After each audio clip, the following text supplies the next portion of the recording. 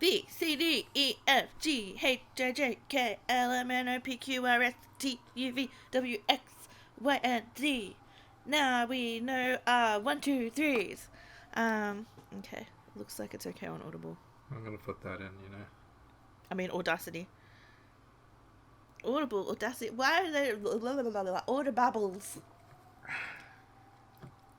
I got my orange juice. I'm about to finish it.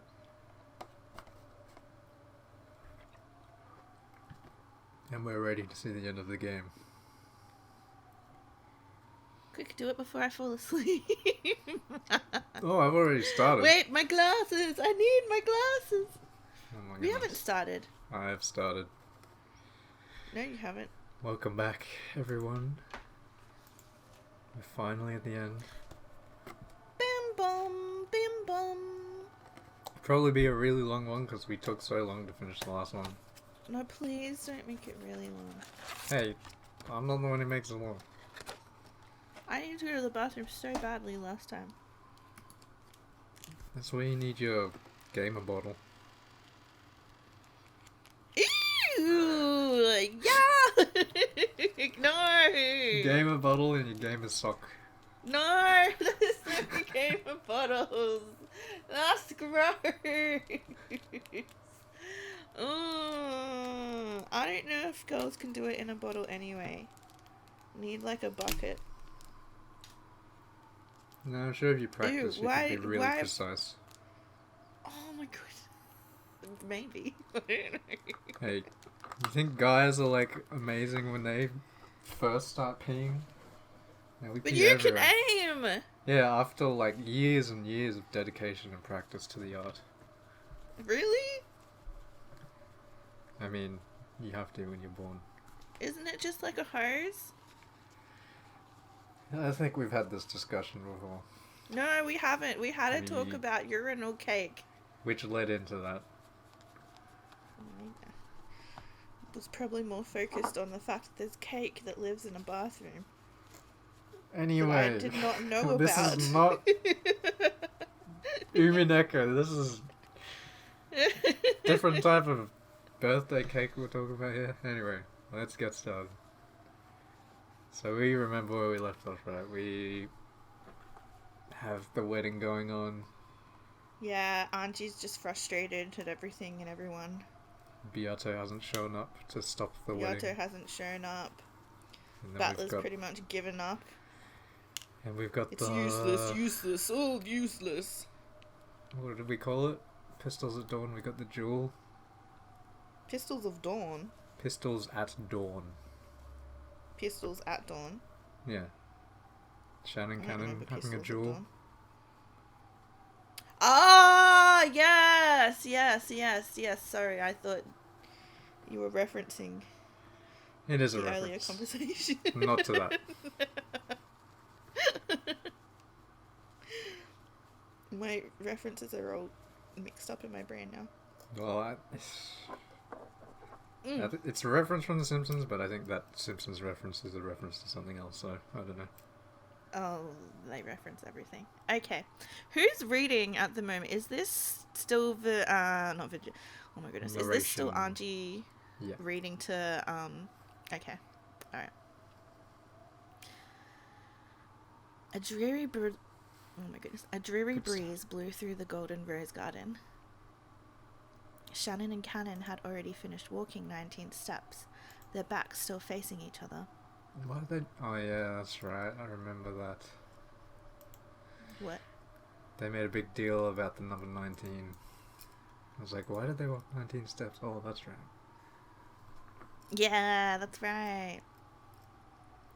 When the demons conducting the trial gave the signal, they would both turn and settle this. Each had one of the dueling pistols given by the demons in their hands. The bullets promised certain death no matter where on the body they hit. This duel would not end until one of them died.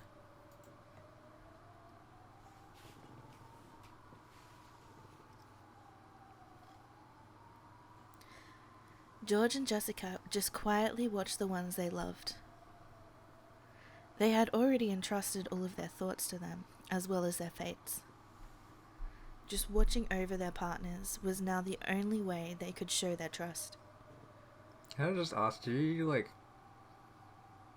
have any inkling of what's going on? They're about to watch the furniture die. In terms of, like, the greater picture, like, answers that we're getting.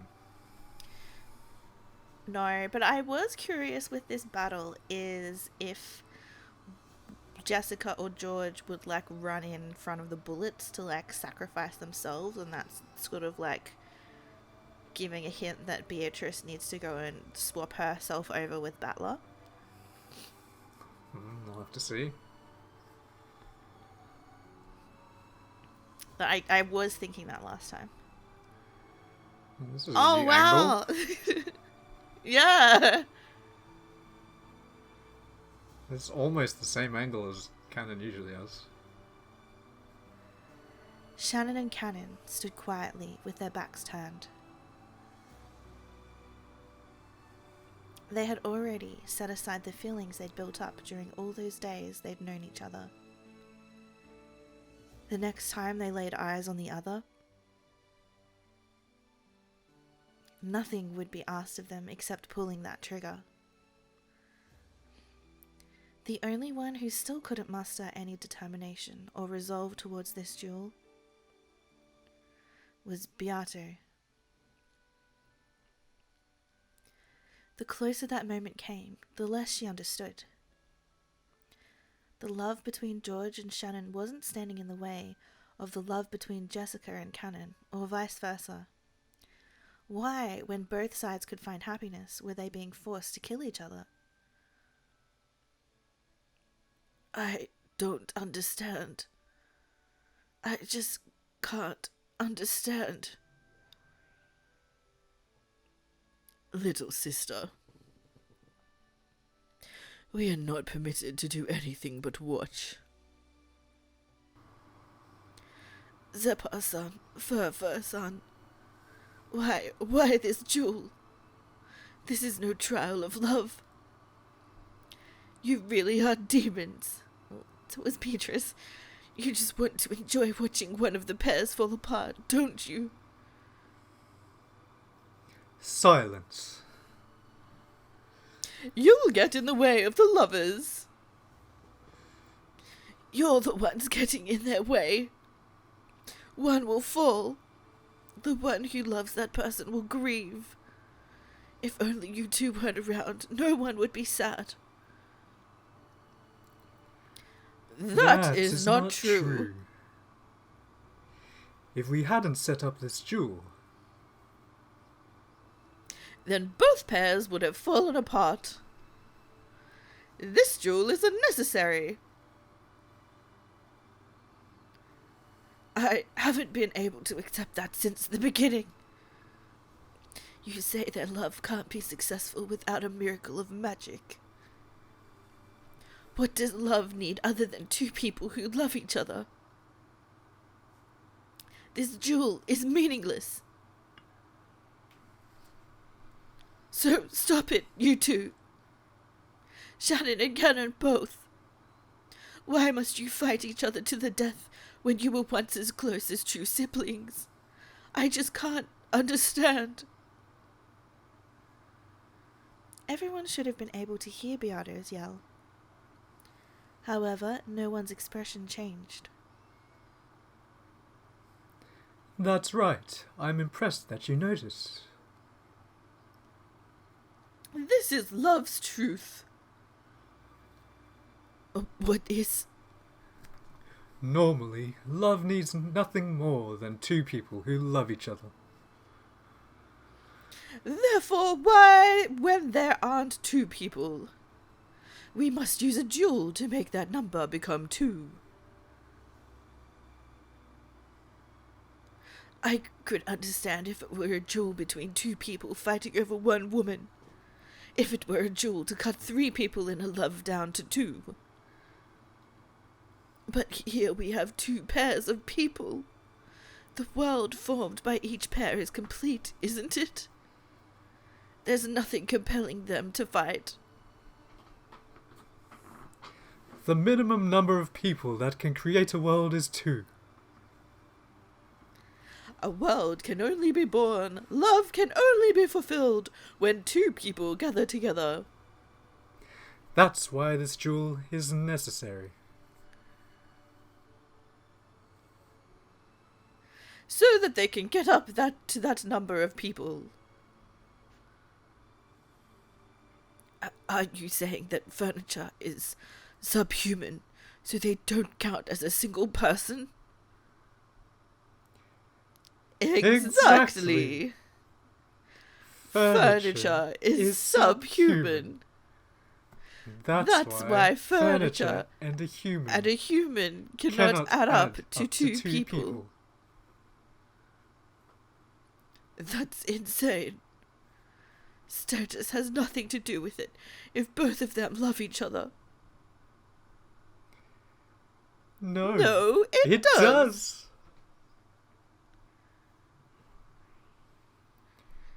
Do you really think that the status of a pair of lovers doesn't matter?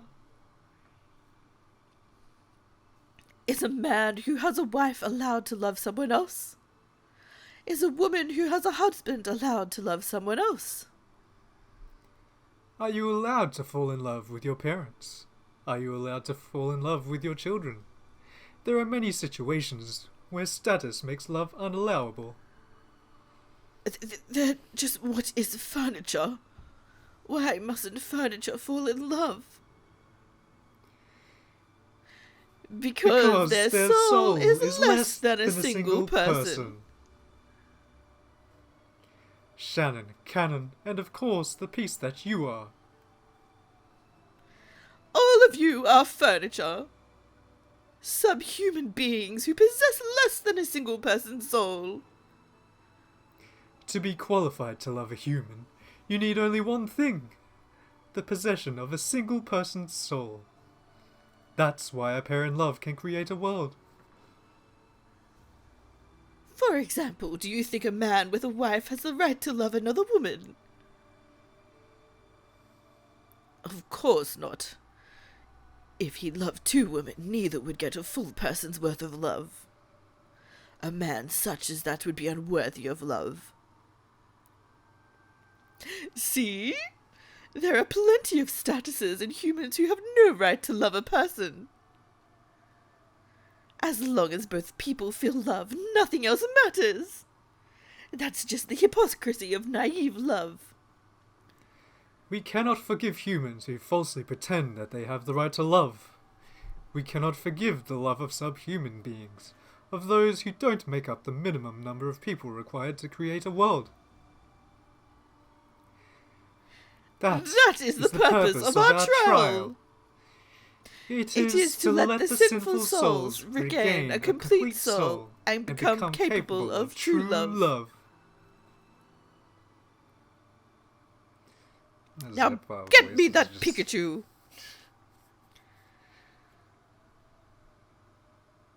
Ah, that's Shannon. Yeah, I thought it was Cannon too, because it was on yeah, the I got side. confused for a moment. Summer. Ah, I'm ready. Please give the signal to start the duel. The pair, bidding farewell, quietly asked for the signal to be given. Zepar nodded silently, then walked to a place that could be seen by the both of them. Furfur spoke in a voice quiet enough to avoid distracting the 2 duelists. Watch the duel to see which of the lovers will fall apart. No, this isn't a duel to see who falls apart. This is a duel to make true love succeed. I don't understand what you 2 are saying. No, you must understand. This marks the birth of a human who can truly love another. I don't understand. No matter which wins, please support them. Right now, their days as furniture will end. In death. The signal is simple. I will count to 3. When I reach 3, the duel will commence. Understood. Same here. Who are you rooting for? That was Shannon. Yeah, who are you rooting for? I don't know. If both miss, the duel will be temporarily suspended. You will be given bullets again, and will start over from the beginning, with your backs to each other. So remember they decided on 1 bullet in each gun, but it was like a sure kill no matter where it hits. I guess it'll repeat until it's all settled. Zeppa, have you seen this sort of duel many times in the past? Of course, I've seen many of them. Usually, how many times do they need to face off before it's over? In almost all cases, it's decided in the first round. They must be really good shots. That's not it. If one side misses, the other can corner them at their leisure and shoot. If the first bullet misses, then you've lost your chance at victory. However, if you take too long, you'll lose before you can even pull the trigger. If you're going to lose anyway, you'd at least want to have pulled the trigger first. Your resolve is good, you two.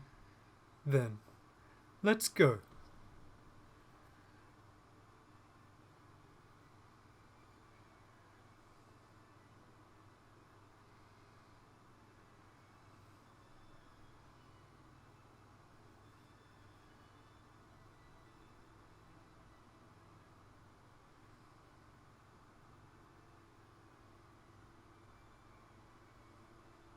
Go, go, go, go, go, go, go. 1, 2. 2?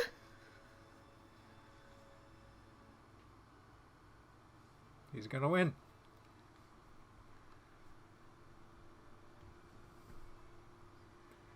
3. 3!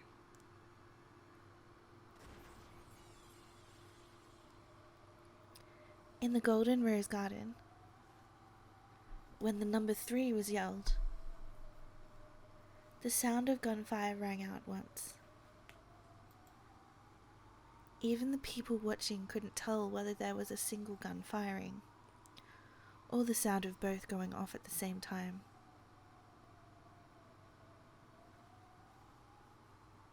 In the midst of the stench of gunpowder and white smoke, there, with gun raised and smoke trailing the barrel, was Cannon, and lying on the earth was Shannon.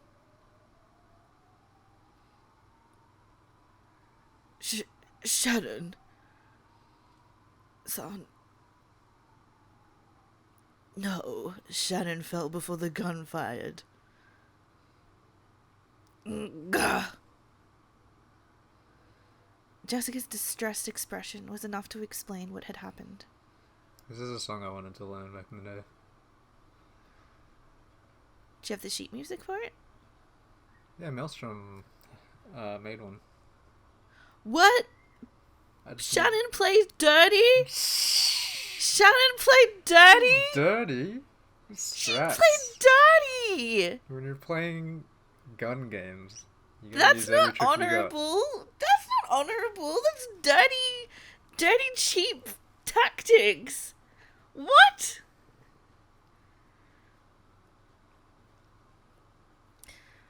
Oh my goodness. I was not expecting that. Okay. Slowly, Shannon stood up. There was no bullet wound anywhere on her body. At the time of the signal, Shannon had thrown herself to the ground, dodging the bullet. It had been a bet. If Cannon had turned around and taken the time to aim carefully before shooting, then he would have shot her as she lay there.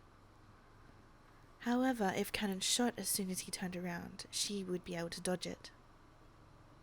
Nice. Cannon had also made a bet. He did not underestimate Shannon's skill with a firearm. He was fully aware that if he assumed Shannon would be timid enough to let him shoot first, he would lose before even pulling the trigger. So he had decided to shoot straight away. And he had predicted that when he shot, Shannon would reflexively pull the trigger too. Since he intended to shoot right away, he would be more mentally prepared. So he was confident that he'd be able to shoot accurately. If Cannon had cautiously turned around, and Shannon had shot instantly with the strength of her will, then Cannon wouldn't even have been able to pull the trigger. So no impatience on Cannon's part was to blame here. The two had simply given it their all, left their fates to the heavens, and reached this result.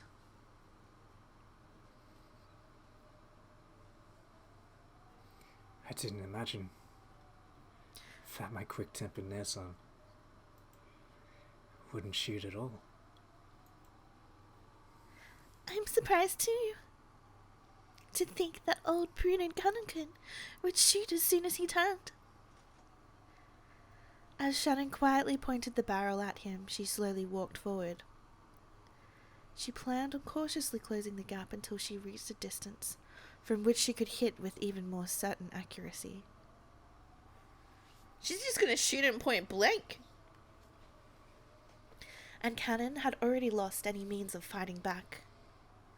He could only try to dodge Shannon's bullet and place his bet on the second round. If they both thought this, then what happens next would turn that assumption on its head. This isn't over yet. This was wrong. Cannon dashed forward like a tornado, bent over so low that he was almost crawling over his shadow. This duel could only be settled by a bullet. But he wasn't the only one who had the bullet. If he could steal Shannon's gun away from her, he could turn this fight around. And if Shannon calmly shot through Cannon, it would end. The odds that Shannon would miss, or that he could get close enough to her before she fired, Cannon would bet all the chips he had on them. So relatable, Cannon. Shannon could draw Cannon in until the last second, then shoot him from a closer distance. If she pulled the trigger just before he reached her, then even if she missed, they would just start again from the beginning. All my years in FPS games was just like, yes, I understand. Shannon kept her gun pointing at Cannon's forehead as she compared these options until the final moment. She let her shot, calculating the distance he had already moved, and the time it would take to pull the trigger. The goddess of fortune smiles impartially. That was a weird cannon. No! Surviving past the final moment Shannon could have shot, Cannon barreled into her chest. He then swung his hand up and knocked the gun Shannon held into the air.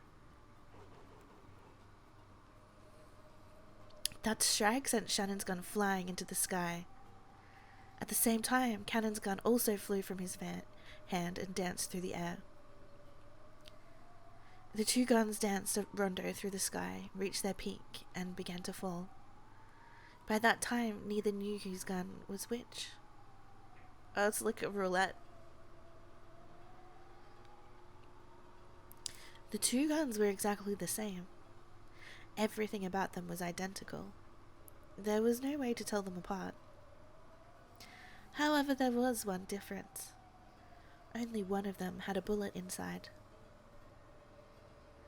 The pair raised their hands to the sky, trying to grasp their fate. Their miracle. It was as though they were trying to grasp the wings of a descending angel of miracles. The pair looked up at the brilliant sky and entrusted everything to the goddess of fortune. Then they each grabbed one of the guns out of the air, and after dancing a momentary rondo, their arms crossed each other.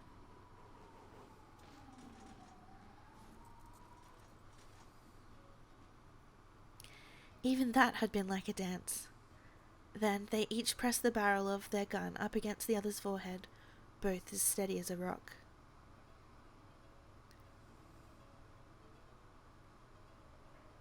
Even though they could not know which gun held the bullet.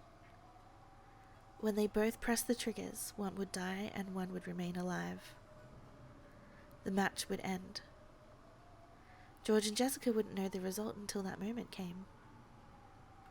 However, was it really impossible for the two holding the guns to know?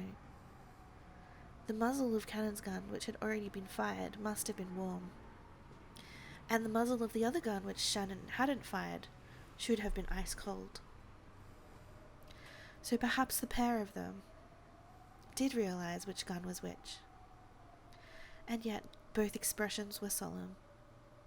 The faces of those who would believe in their fate unswervingly until the moment the triggers were pulled.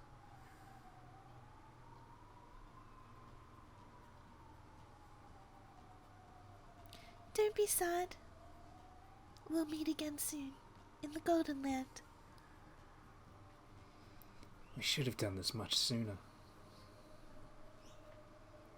If only we had, our reunion could have been avoided entirely.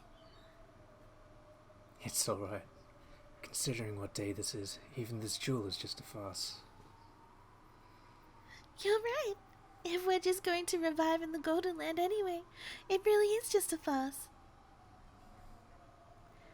Then I'll see you later. Yeah, you too. So long.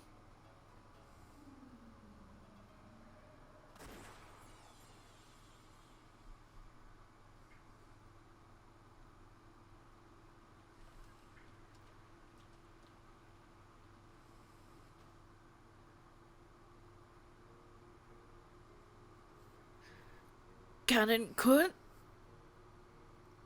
Hey, what's going on? Hang in there. Suddenly, Cannon fell to the floor as if he'd had an attack of anemia. It happened without any warning beforehand, so everyone rushed up to him in alarm. What they saw surprised them. There was a single strand of blood across his forehead, making it look as though it had cracked open. Huh? How? What happened? What's going on? Trying to get a look at the wound, Goda wiped Cannon's forehead with a handkerchief. However, his forehead was perfectly smooth, without any trace of a wound. And yet, blood was pouring out, almost as though it was seeping through his skin. What are you doing? Stop the bleeding already! But... even though there's no wound... The blood won't stop coming. Hang in there, Cannon-kun! Cannon-kun! Yoshia-kun!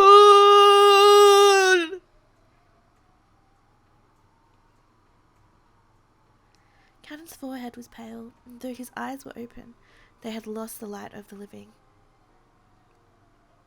Just like a puppet whose strings had been cut. He had passed away.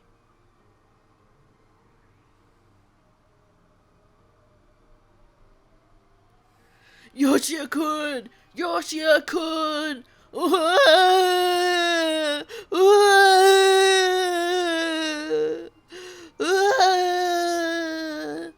So long, Cannon-kun.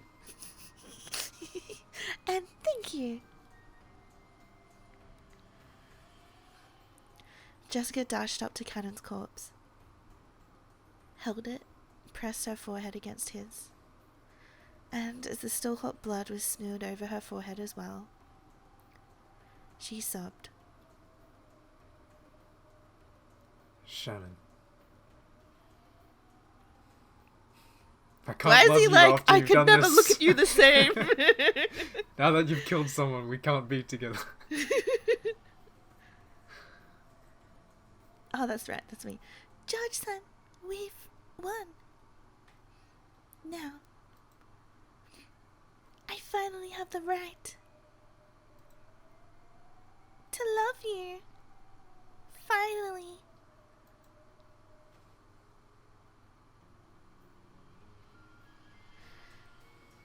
Shannon leaned against George's chest as though the strings holding her up had been cut. George held her in silence. Yoshia-kun! Yoshia-kun!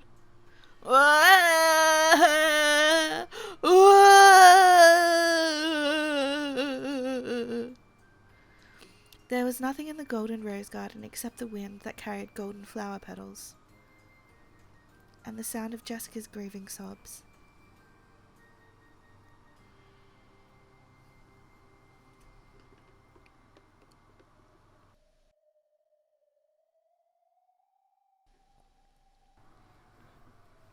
Is your trial for us finished now?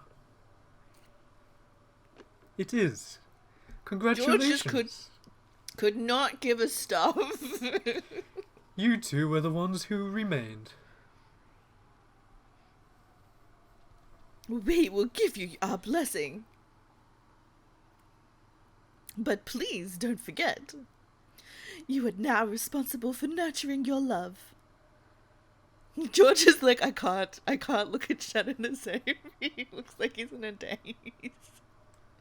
Please take good care of the seed of love that this miracle has created. Of course, I swear it to her and you two. And now let Shannon have the miracle of magic. Now your soul will become human. You will become a single person. Gather incomplete souls. Become one and know love.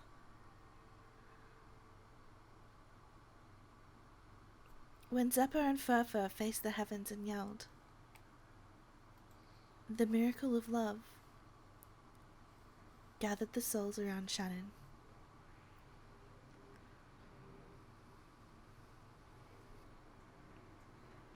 Will she have a new outfit?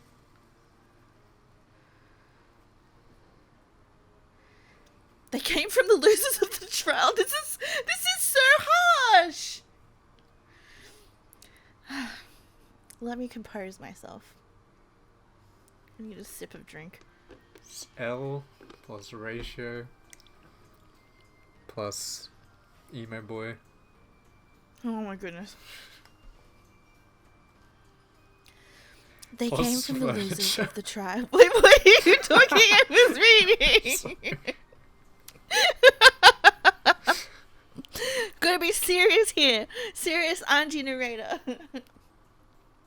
They came from the losers of the trial, from Cannon, who had been defeated, and from Beato, who had dropped out. Slowly, the bodies of the two began to break down into flecks of gold dust. Chick Beatrice, no!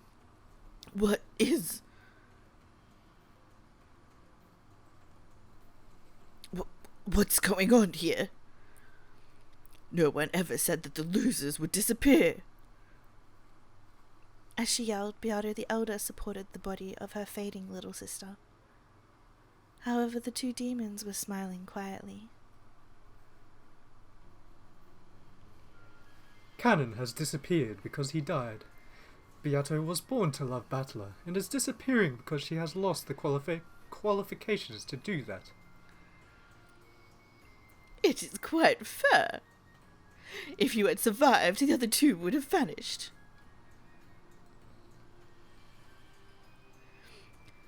Hang in there, little sister. Hang in there. Weren't you going to solve Battler's closed room and save him? What are you doing, getting finished off in a place like this? You call yourself a part of our complete reform?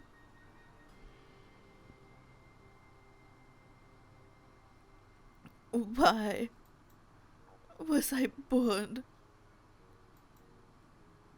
For the purpose of loving Battler-san? Why do I love Battler-san? The truth is, I don't know why I started to love him. What? Why are you saying this now?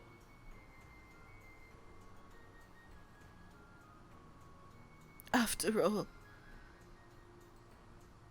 when I was born, I was told to love Battler-san and be loved by him.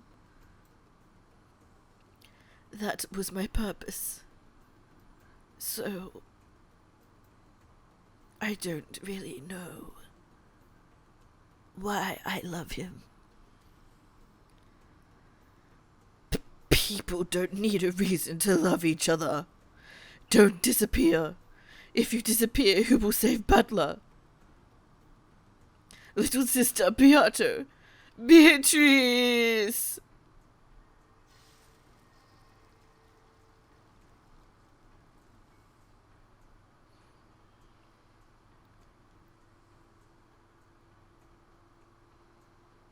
Who is this?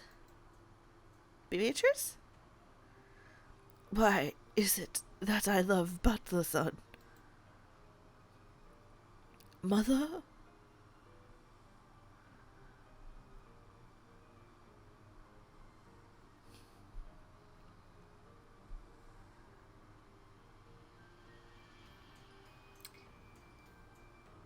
Is this Butler Probably, as a kid? Probably young Butler, yeah. Well, I'm actually not a big fan of the family-oriented type of girl. You see how crude I am, right? I just can't handle acting politely in front of girls. Ladies first and all that stuff. So if I had to say what type I liked, well, I'd probably like someone like Jessica. I did not read that right. If I'm crude, why shouldn't she be too? It'd probably be just perfect to have a rough, relaxed relationship. We could mess around without worrying about gender and be rude with no worries. So if I ever get a girlfriend, I hope it's someone I can joke around with all the time. Huh? What would she look like? I can't say I care much either way. Well, if she did happen to be a glamorous woman, blonde and bouncy with blue eyes like in the Western films, that'd be awesome. I'd love to rub those boobs. Wow.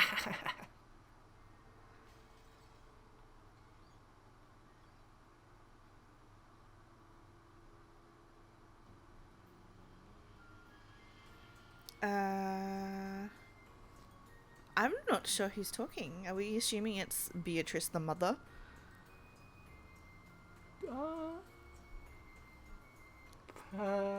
Perhaps. Either way, it'd be you. It what? Either way, this would be you. Yeah, I know. Beatrice, listen. I am giving you my love for Ushimiya Battler. Become the kind of woman Battler wants. Take the golden hair he likes. Take the blue eyes he likes. Take this personality that matches his. And then you must love him in my place. And then, if possible, you must be loved by him. I can no longer love him. Please, take my feelings that went unfulfilled. My feelings that I couldn't hold back. And make my wish come true. Could it be Asumu? Don't know. From this day forward, you are no longer the Rokenjima ghost that lives only to play pranks. From this day forward, you will become the master of this island and wait for the day that he comes to fulfill his promise. From this day forward, you will do this in my place. So, from this day forward, you will no longer be me. Please forgive me for pushing all of my worries onto you, while I alone try to find happiness. From this day forward, you have the right to hate everything. From this day forward, you are the Golden Witch Beatrice. And one day, you will destroy everything, revive everything. You will bring blessings to all lovers. When that happens, I pray that you and I will both succeed in finding happiness. From this day forward, you will no longer be me. From this day forward, I will no longer be you. The two of us will split apart, a single soul, and share it. And though, of course, neither of us will possess a complete soul,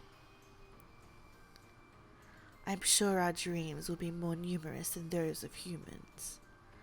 Let us be blessed, my dear Beatrice. No one will be able to see your form. However, I alone can see you. And if you are loved by many people, I'm sure that everyone will be able to see you someday. With love, they will be able to see us.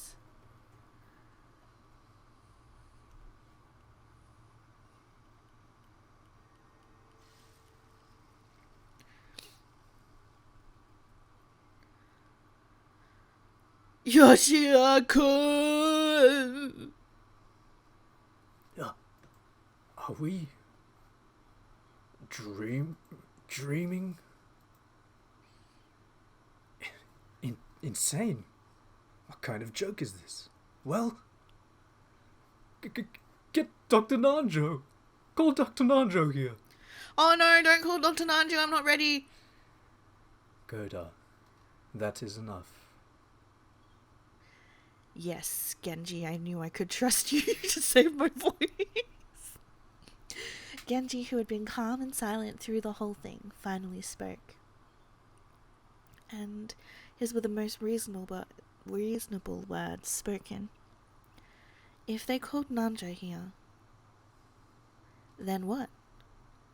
Not only was there no arm to take the pulse of. What? What does that mean? His head was bleeding, he wasn't dismembered. The souls returned to Shannon. Remember Beatrice disappeared? Cannon disappeared too. Oh, he disappeared? Yeah. In real life? We'll see. I thought he just died.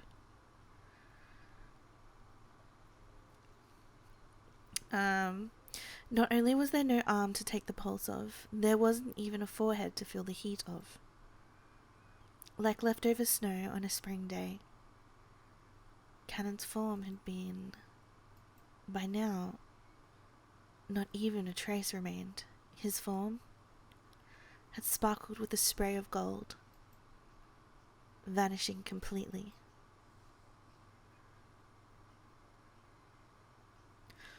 Where did he go? Where's Yoshia-kun? Yoshia-kun! Yoshia-kun! Oh, the accent hurt. That was just, I was like, where's Yoshia-kun? Where's Yoshia-kun?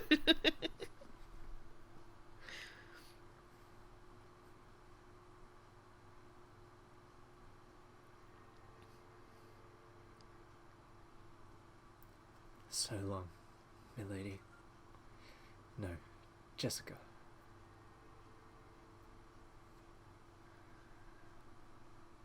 Cannon-san.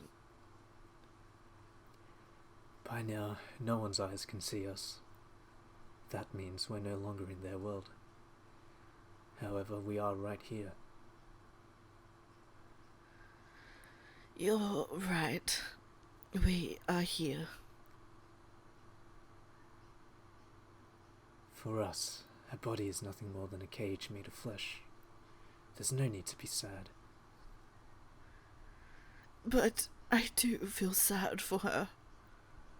For Jessica-san. This is all my sin. This is why furniture isn't supposed to love. What will you do now? Though I have lost my form, though I can no longer talk to her, and even though if Jessica ever talks to me, I can do nothing except nod behind her back, I will be by her side. I think that's wonderful. What will you do? I want to save Butler-san from a closed room.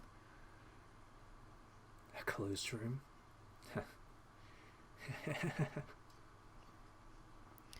After looking a bit taken aback, Cannon laughed gently. Beato, who hadn't expected to be laughed at, looked a little sour. Why are you laughing? This is very important to me. But it's a closed room. That's something for humans with bodies to worry about, right? Huh? We've already been released from our cage of flesh. How could a closed room hinder us? Are you sure about that? I mean, there's a chain lock and packing tape seals and red truth. I see. So, you aren't a being from the world of pieces, but a higher level world. That means your limitations are different from ours, or so I hear. Well... Cannon stretched. It looked as though he was about to head out somewhere. Cannon-san. Seeing as you're a fellow loser... Okay, I'll go for you. I'll go to the guest room in the mansion, let Butler-sama out, set the chain behind me and hide in the closet in his place. Is that enough? I'm glad for the sentiment. However, even if you wanted to leave the cousin room, because of Erika-san's seals... Unlike the next room over, the cousin room containing Cannon was a guaranteed complete closed room, even counting the windows. Not only did he have no way to save Butler, he couldn't even escape himself. In that case, use your magic to give me power. My magic? Yeah, use your magic on me. Wait. I don't even know how. Aren't you Beatrice, the Golden Witch? I am a witch, but, I don't even know about closed room tricks, much less magic.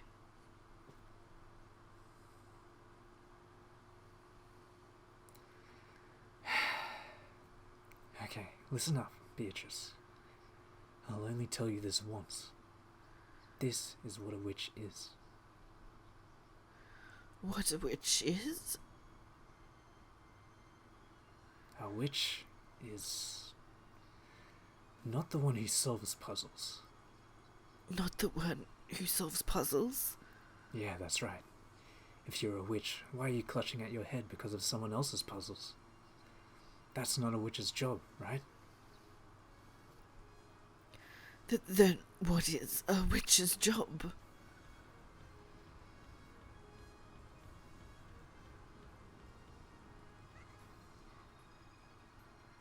The Golden Witch I know would have used insane magic to create a puzzle that no one could understand, confusing everyone and sneering. Create a horrible riddle that no one can get, spin everyone around and badmouth them. You aren't supposed to clutch at your head worrying about your opponent's puzzles. That's your opponent's job. Worrying is my opponent's job. Don't worry about how Ushiromiya Battler got out of the closed room. A chain-locked closed room? How trivial. You need to create a much more spectacular, ultimate closed room. And make it so that they're the ones worrying. I'll even lend a hand. I'm not the one who worries. That's for them to do. It's about time they learn the true terror of the Golden Witch Beatrice. The one who can create endless closed room tricks of the most horrific kind. Tricks that can make even the demons of hell prostrate themselves in shock. A closed room even more horrific than Butler Sons. We've already gotten our hands on one, haven't we? A horrific closed room.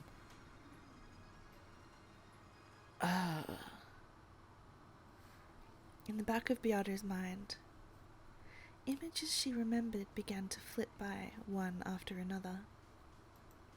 The mansion, the guest house, the rose garden.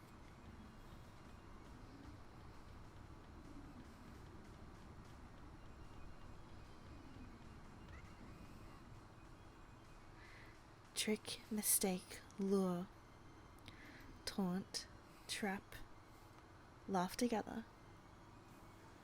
Do you know about this trick? I think I've seen something like it in a book before. Beata's eyes opened wider and wider. Countless lights circled around her, swallowing her up. And one more thing. What? That's no way for the Witch of Closed Rooms to talk. So, after all, I must be... Me!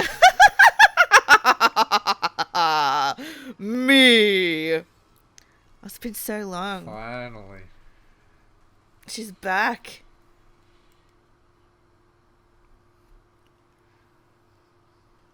Are you following now? Surely something's coming to mind. No, it's not. Will it be obvious at the end? At this point, probably not. I'm sorry for being stupid. I'm like, I mean, I've read it before, but I'm like seeing like even more stuff that I'm just piecing that you together. missed?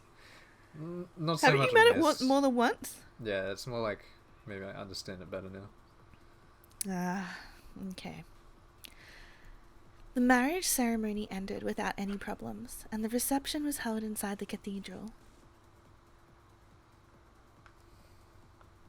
As the goat demons partied raucously, Dylanor could be seen leaning against a pillar, trying to escape from the noise. Ah, yes, I resonate with that, Eleanor. Then Gertrude appeared and whispered some kind of report to her. Is that true? Allow me to speak.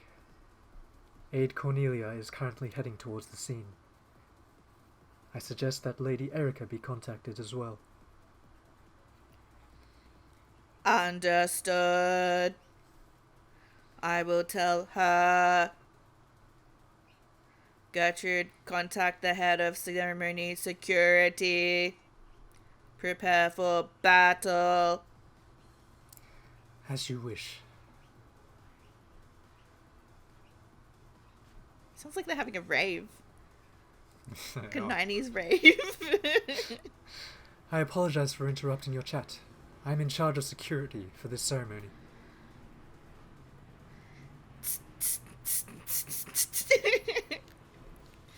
Oh, huh? Is it me? Do you want something? I told you you were going too far.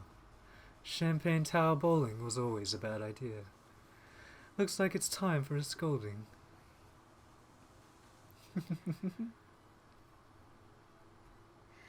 Hey, Burn!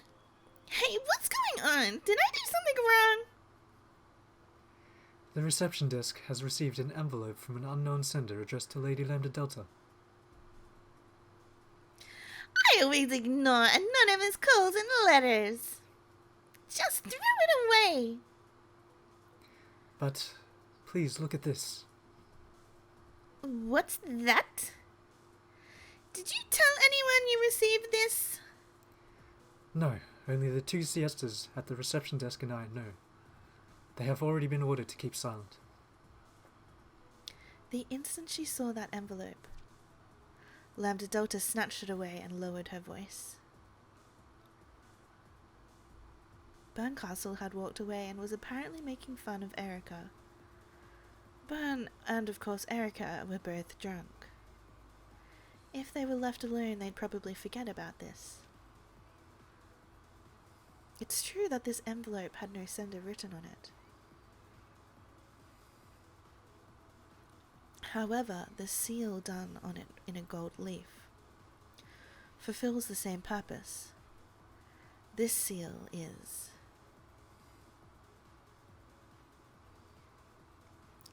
Lambda Delta hid behind a pillar, ripped the envelope open, took out its contents and read them. Her eyes instantly started to glint, and she smiled like a kid who's just thought of a nasty trick.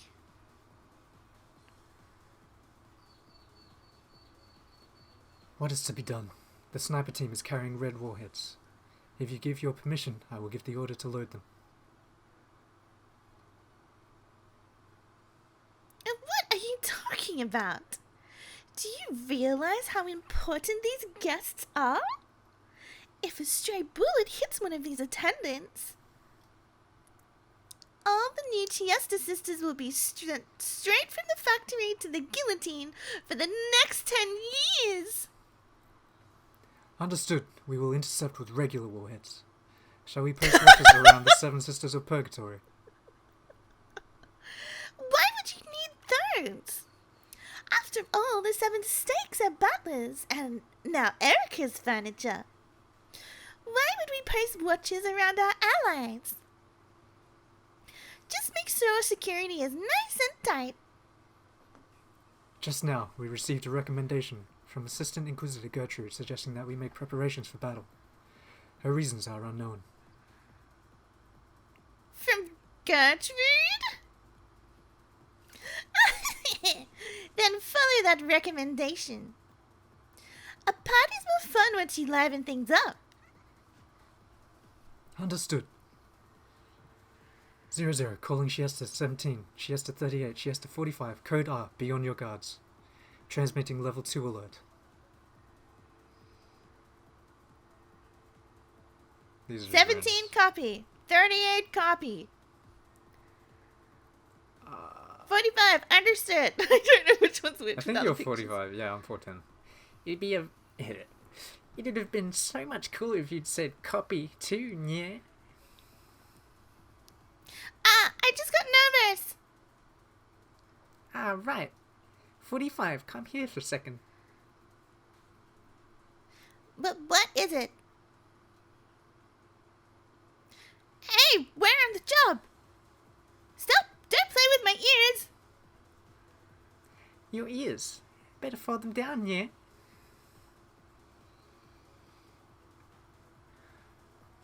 I've forgotten Erica's voice. What did you say? You're kidding, right? That's impossible. Cornelia is heading that now.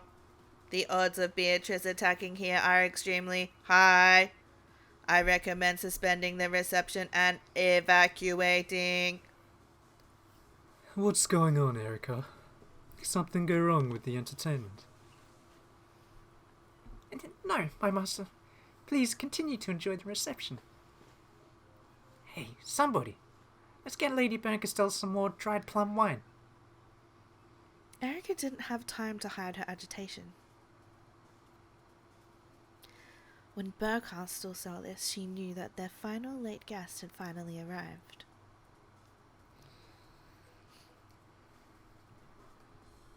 Lucy, Nair, I hear there's been some movement in the guest house. Oh. That's Lucifer.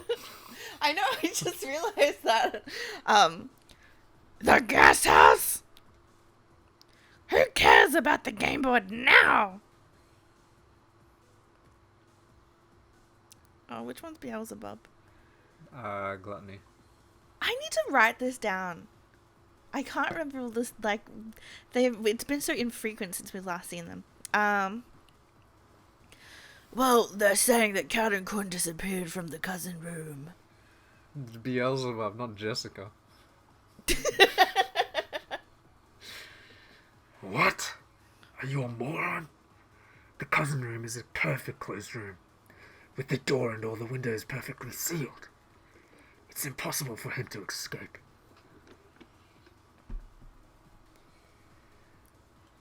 No, I've been No. snooping about as well. Wait, There's- isn't Belphegor sloth? Yep. There's no mistake. Cannon has disappeared from the cousin room. He's probably hiding somewhere in the cousin room. Or else he's managed to trick everyone since the beginning and was never in that room to begin with.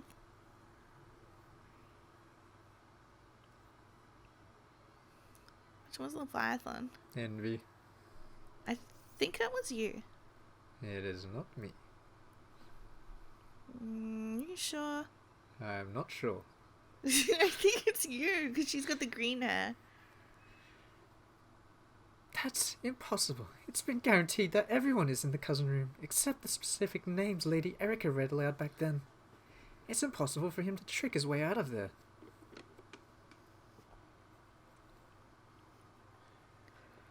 How did he get past the Jungfrau seal barrier? No, first off, where on earth is Cannon? Find him at once!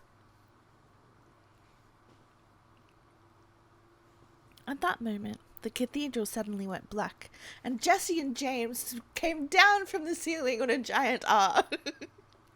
Saying, prepare for trouble! Make it double. The surprise commotion of the guests filled the cathedral. She's here! Yeah, I didn't say anything because I thought that actually might happen.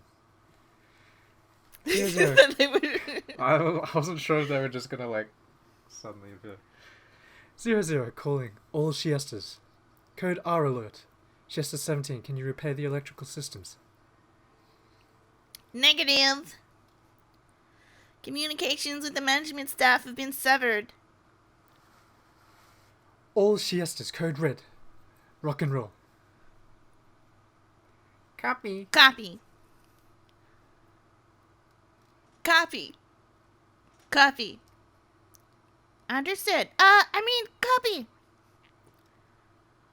The sniper teams and the chandeliers all released their safeties at once.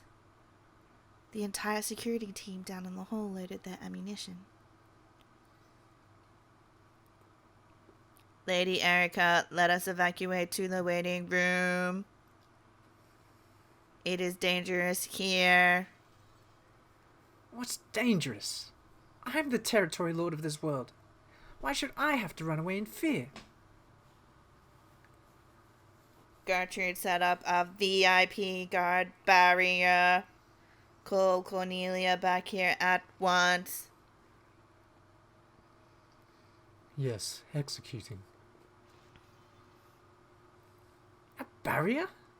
I need to be wrapped in one of your pitiful, pathetic barriers while I'm wearing a wedding dress. How insulting. This disturbance made even Butler groan as he sat in the next seat over like a doll. Ew! Oh my goodness. Even with his soul sealed, Butler probably realized that something strange was going on.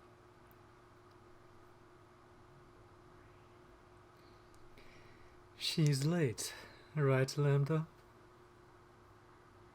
Totally. She sure kept us waiting. What was that just now? A love letter from someone?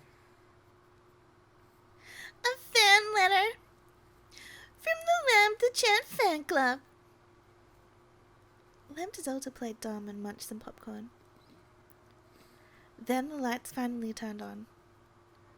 Ba-ba-ba-ba! Prepare for trouble. It was clear that during that blackout, Beatrice had snuck in somewhere nearby, possibly even inside the cathedral itself. The whispering demon attendants all realized it as well. Whose scheme was this, and what were they doing? Though it may have been imprudent, they were looking forward to this, and an excited chatter filled the cathedral.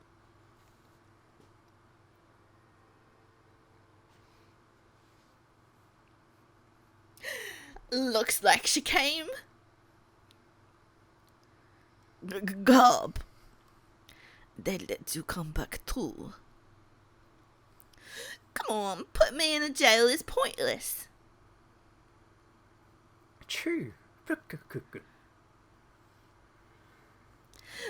Nietzsche.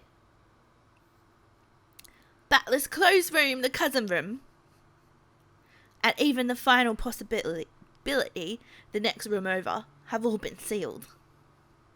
How are you planning to save Butler? Let us suppose that Milady has found some trick X. If so, she would inevitably have to march in here to thrust that in Lady Erica's face. But against all of these Tiesta troops, I can't believe this many of them were hiding here. It's impossible. She'll be sewn to death. Rabbit ears dashed all about the hall. Incredible that she could remain hidden and unnoticed with so many people around. If she can just get close enough to challenge Erica, she should be able to get herself an even fight. I see, that move. However, does Milady have that item with her? She always complains and dislikes it when I prepare them for her. Cookies? My, she's a troublesome one to the end. Amid the crowd, Ronove took something out and showed it. When Virgilia saw, she understood what that in his hand meant. True, with that, it should be possible to stop the attacks from the Chiesta troops. Well, if it doesn't work on Erica, we're through. The problem is getting her right in front of Erica, if only for a second. The Chiesta sisters will probably prevent that with all they have. Leah, do you think you can gain her that time? Virgilia gave a small nod. However, the problem was the two Chiesta troops standing at her back. Since the time she'd tried to jump out in front of the procession, she had been marked constantly. It was possible with Virgilia's vast magical power to momentarily take out all of the Chiesta troops in the cathedral. That would only gain a short bit of time, but it would be enough to confront Erica. The Chiesta troops knew this, so they kept a close eye on Virgilia with tense faces. At that moment, the great cathedral door was blasted to bits.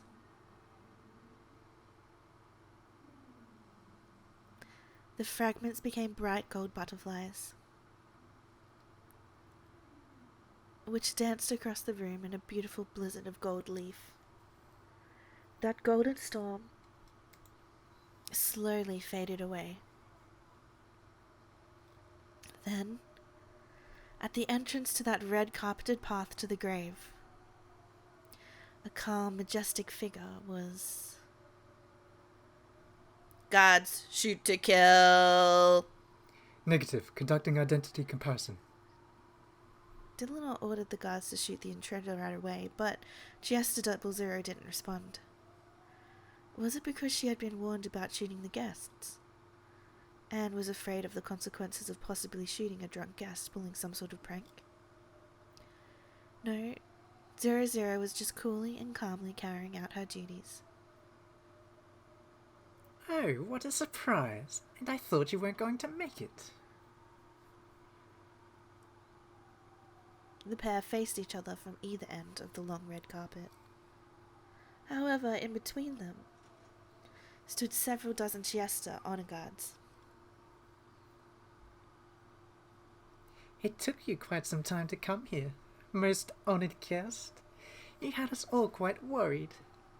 But I am glad you managed to make it to the reception at least.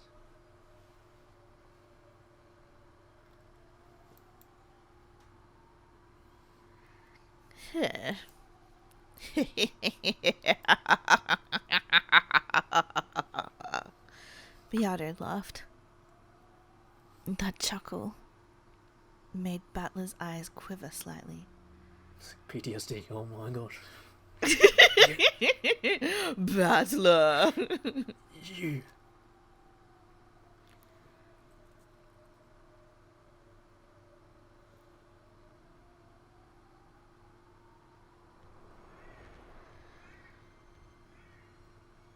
Ah, here we go. Did I keep you waiting, Fududu Erika? I'm here to celebrate. She had an overpowering and evil presence about her, strong enough to make anyone shiver. Was there really any need to confirm her identity now? Who else could possess such an overwhelming presence?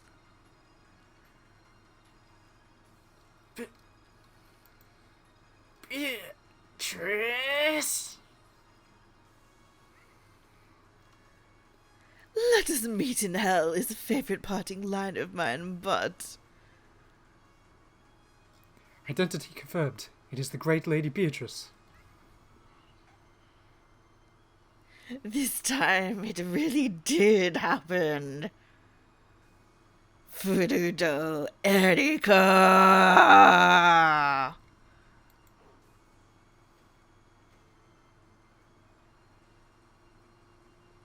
At that moment, the two Chiesta troops standing behind Virgilia slumped over and fell to the floor. Renove had touched the bases of their big ears from behind.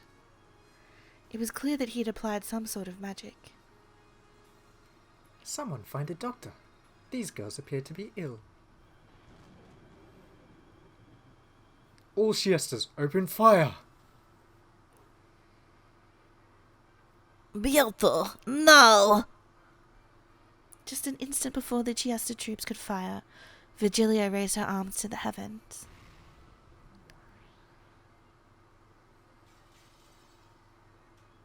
Her magical power, which was more than enough to remind all present what her name had meant at the height of her strength, became a spirit wave that exploded throughout the cathedral. Its shockwave made the stained glass windows shatter, and colourful glass shards poured down everywhere. It's spirit particle warfare defenses. Hurry on, reboot. However, all of the Chiesta honor guards who didn't have spirit particle defenses toppled over like dolls. The ceiling snipers were defended and able to avoid a crash, but it would take several minutes before the system could be rebooted. That span of time should be enough to reach Erika. However, it wouldn't be possible to defeat Erika in just a few minutes. There was no way they'd be able to carry Battler away in that time. What else could they use this precious time for? Beato dashed down the red carpeted path. She ran down the path to the grave, which was lined by Chiesta troops lying there like corpses. She had called this place hell. In that case, running from hell to the grave was actually going backwards. Beato's figure, dashing through the corpse-ridden path, truly symbolized her resurrection. Milady, take this. Got it. As she dashed, she snatched something white from Renove's outstretched hand. There was no longer anyone blocking her path to Erika. However, at that instant a golden thread came from in front of her and rapidly sewed through the red carpet towards her like a sewing machine.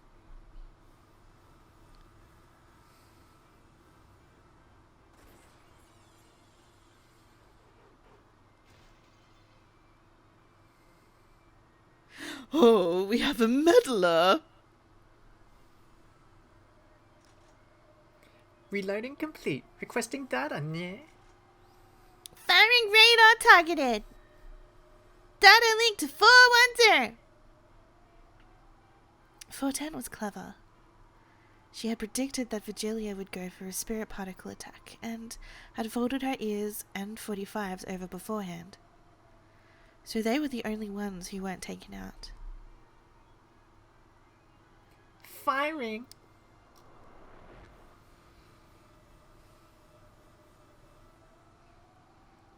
Once again, the golden sewing thread chased after Beato, weaving like a sewing machine. It was as though an undulating golden snake was shooting after her. Impudence! You mean to delay my precious showdown with Erica? Beato jumped sideways away from the red carpet, then dashed across the long table covered with beautiful food.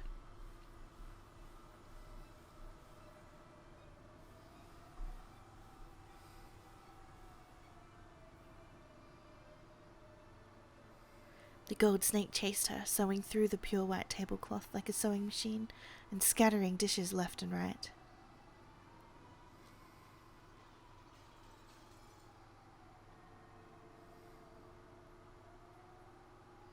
The goat attendants ran about wildly, trying to escape. The cathedral was wrapped in pandemonium. I can't believe some of those rabbits evaded the spirit particle attack. This is bad. If they take up that position, there's nothing we can do.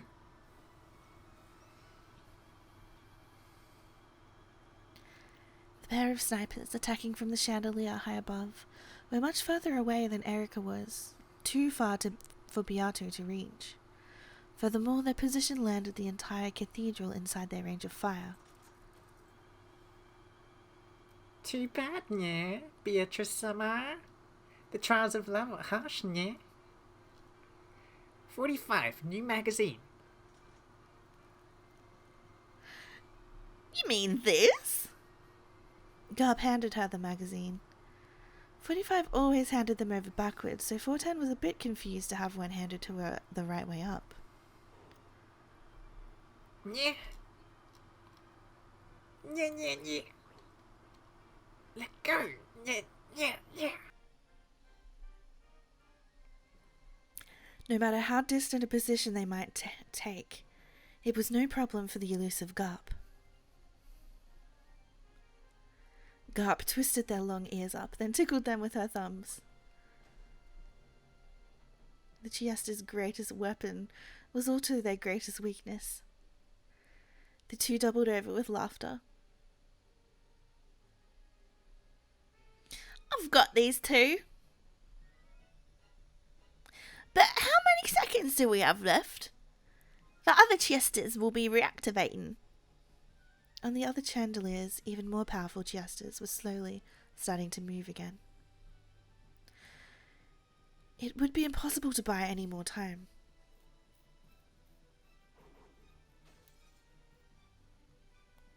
Ah, Garb. Thanks, I'm in your tent.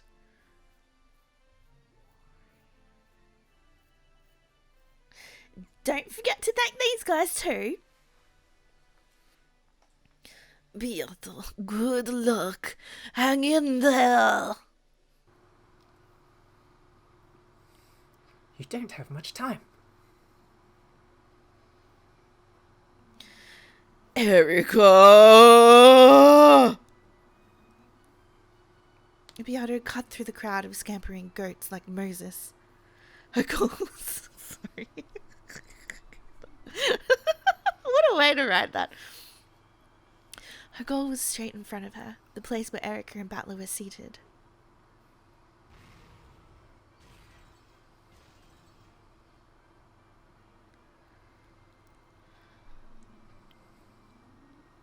Then a red barrier took form which went too fast for me to read. It was the VIP gun. Blocking your Then path. a red blocking her path. It was a VIP guarding barrier that Gertrude had set up. She stepped forward and laid out a last line of defense to block Beato's path. Let it be known that you will not get any closer.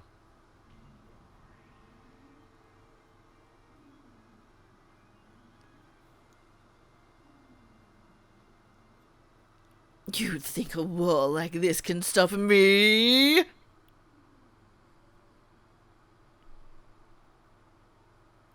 How long until the Chiestas reactivate? Within 30 seconds! As the oldest of the 7 sisters of Purgatory, Lucifer stood in waiting behind the bride and groom. She wanted to save Beato. If she could just distract Gertrude for a moment, the wall would disappear. However, the 7 sisters were furniture. They served the territory lord, so they couldn't move to help Beato.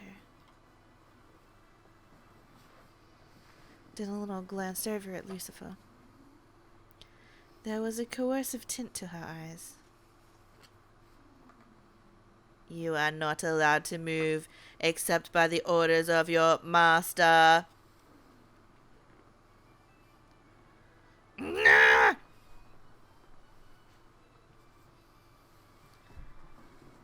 He's our master.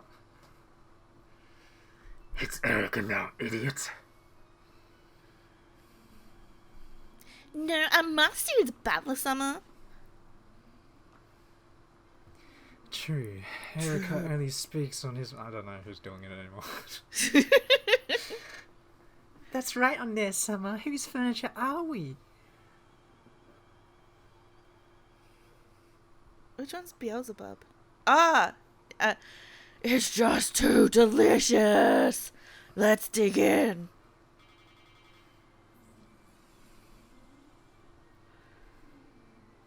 The red absolute barrier flickered for just an instant. Beelzebub's stake had pierced Gertrude's shoulder, and her concentration had wavered.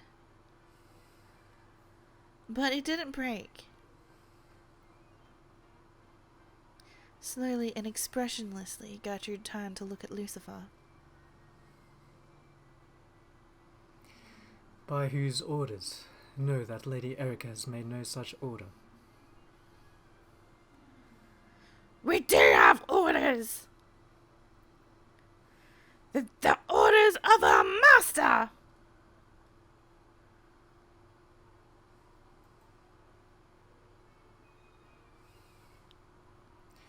How can a master who cannot speak give orders? Even though he can't talk, understanding your master's will is furniture's job. Then it cannot be helped.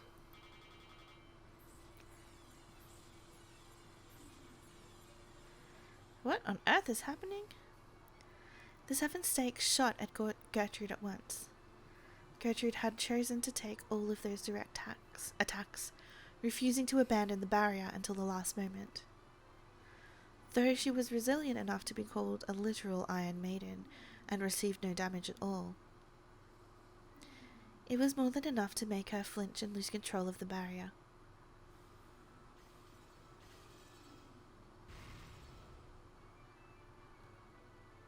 Good work, my furniture. Beato shot through the scattered red fragments of the barrier. And she was finally right in front of the bride, her rival, Erica. However, there stood the final shield protecting Erica. Death sentence Dillinor. You're too late. You mean death sentence?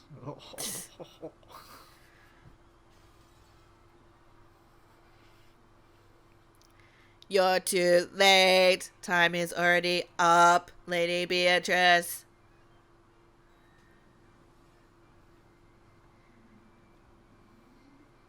Chiesta 17, data link to all Chiestas. Incoming data from Arch-Angle Satellite. Homing format, verdict model, conceptual guidance. Chiesta 20, reactivation complete. Chiesta 127, reactivation complete. Siesta 127, mate. Reactivation complete. Time's up. Yeah.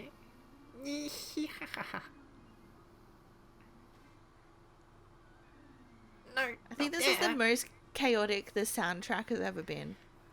No! I think, there's another song I'm thinking of. Liche, good luck. Oh, Garp, your accent's all over the place.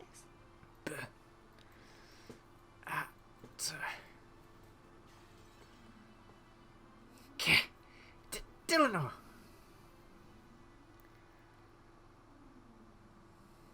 Back off, Dylanor A. Knox. This isn't your fight. I have received a red truth denying you from Lady Burncastle. I'm afraid that this will become your grave. I don't know what Burncastle has allowed her to say. However, I don't need to sit around and let that longsword tell me.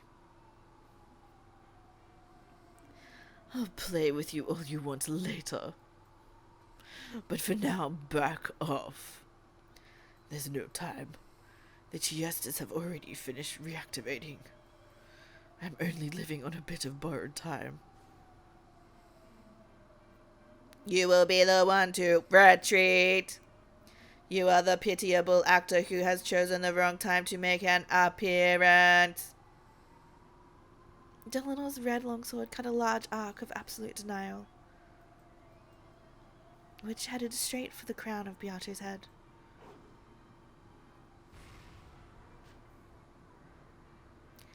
However, in that instant, there was a thunk, and the curve missed slightly. Beato didn't let this good fortune go to waste. She slipped past the longsword, knocked Dylanor aside, and finally stood right in front of Erica. This time, not a single person stood in her way.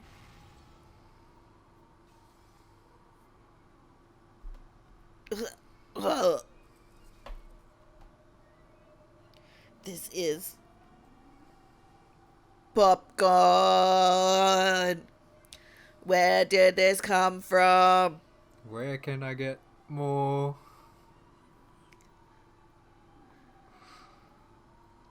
Hasn't it crest from the bride's bodyguard team? Oh my goodness. Let the Giesta Sisters Imperial Guards fire the injured her immediately. She's just not had a nice time this whole series. Who? Cordelia? Ah, yeah. The commotion quieted. However, no one shot. This is so slow! Why? They could have shot if they wanted to. All of the Giesta troops had completely targeted her and removed their safeties. Of course, all of them had finished reactivating. However, they hesitated to pull the trigger.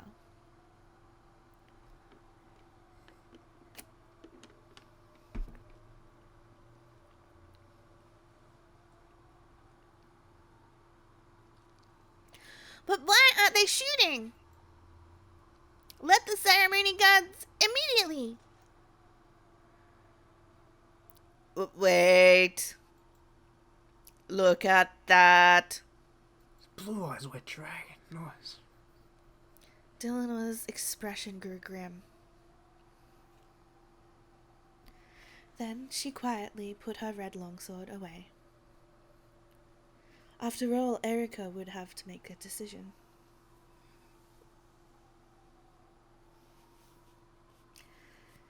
If she decided to ignore it, they could shoot to kill. However, if Erica picked that up, they must not do so. So they couldn't pull the triggers until Erica decided.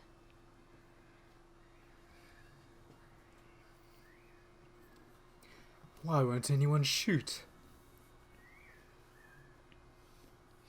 Look closely. See what Beato just threw at Erica? Lambda Delta pointed, still chomping down on popcorn.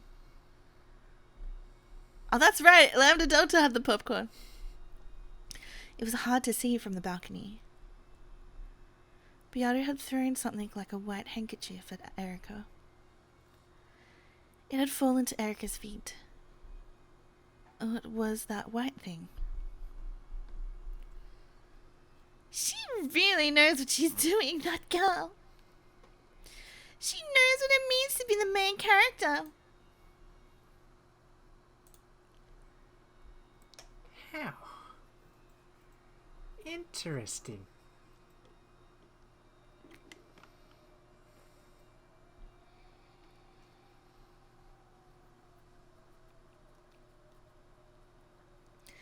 The thing that had hit Erica in the face and fallen to the floor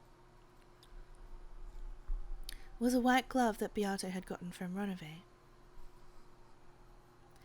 Hitting someone with a glove like that could only mean one thing. Pistols at dawn. What? Pistols at dawn. You know what it reminds me of? It reminds me of Monkey's The Island. Curse of Monkey Island, where they Yeah. like, you slap the guy and he's like, oh, you challenge me to a duel. Yeah, exactly. And then you choose how to duel. How did, yeah. Pistols, banters. It was.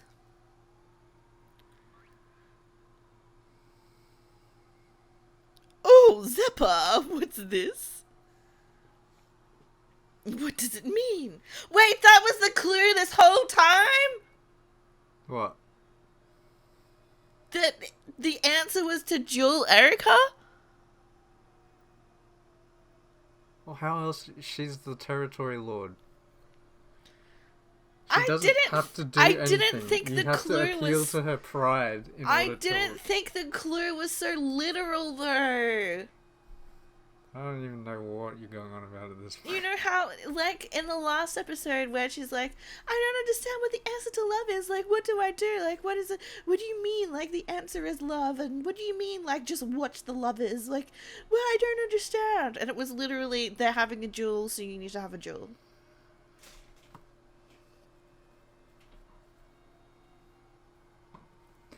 I'm just going to keep going because I did not follow what you said.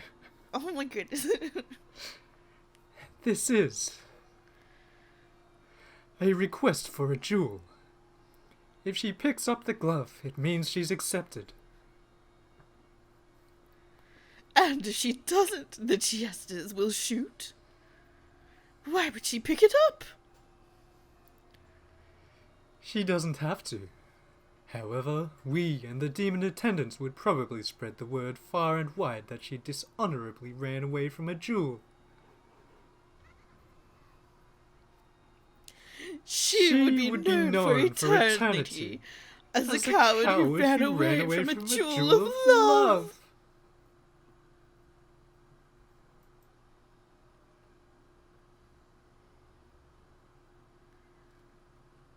Beatrice waited firmly for Erica to accept it. If Erica just kicked it away, And composedly. then at that very instant, the jesters would probably all fire at once, turning her into golden embroidery. So Erica didn't have to pick it up. However, she could not afford to be afraid of picking it up. After all, she was the true victor who had defeated Battler's closed room trick and logic. If she was the victor, she should have nothing to fear. So if she was afraid of doing it, it would prove that she still felt a tinge of doubt about her victory. This is just like... too much. It's like when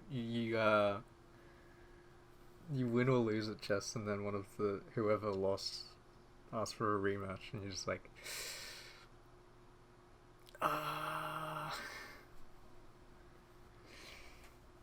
If I don't pick it up, I can kill you without getting these clothes dirty. That would probably liven up your reception. However, you will pick it up. Oh? And why is that? I've brought a wonderful gift just perfect for you. You want to know what that is? Therefore, you'll pick it up. Not interested. Goodbye. You'll pick it up. I know that you want to hear about the closed room I've brought you, which, unlike that trivial guest room of Butler's, is simple, basic, and absolutely cannot be solved. A closed room that absolutely cannot be solved. I know you want to accept my challenge. After all, you are the detective.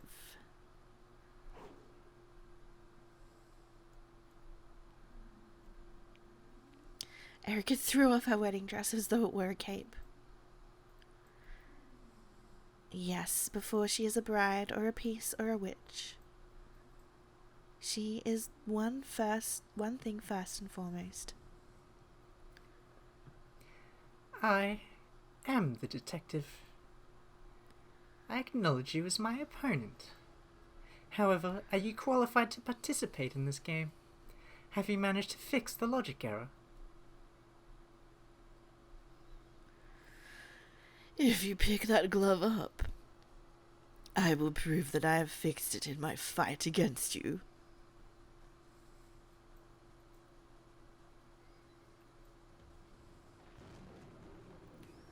Good. Ooh! The cathedral was filled with chatter. Erica had picked up the glove. A jewel! A jewel! The cathedral was wrapped in a bizarre excitement.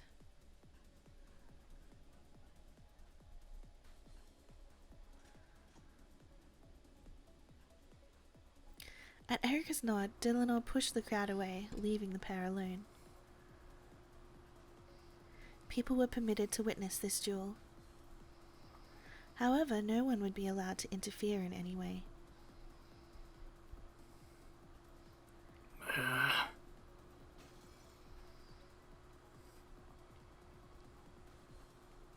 It's okay, Battler-san. I've already found a way to save you, so I can torture you over and over again in the future. How? I'm going to save you now. Please hang in there just a little longer.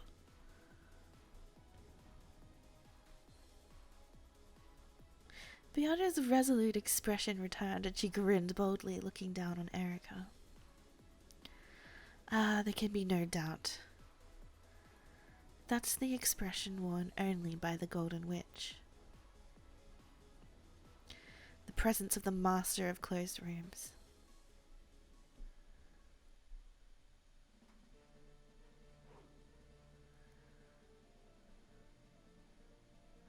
A shadow dashed through the stormy rose garden. It was incredibly light and swift. The raindrops never touched him. He made no splashes in the countless puddles. His feet left no tracks in the mud. That rushing figure was Cannon. Then he ran up the stairs to the entrance of the mansion. He did not slow down in the slightest to open the door. He ran straight at it as though he was trying to break through, and leapt into it.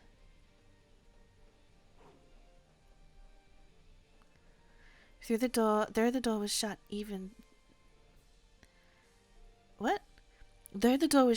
that couldn't stop Cannon.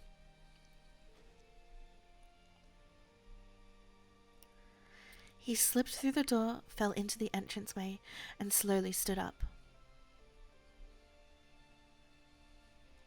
His body wasn't even wet.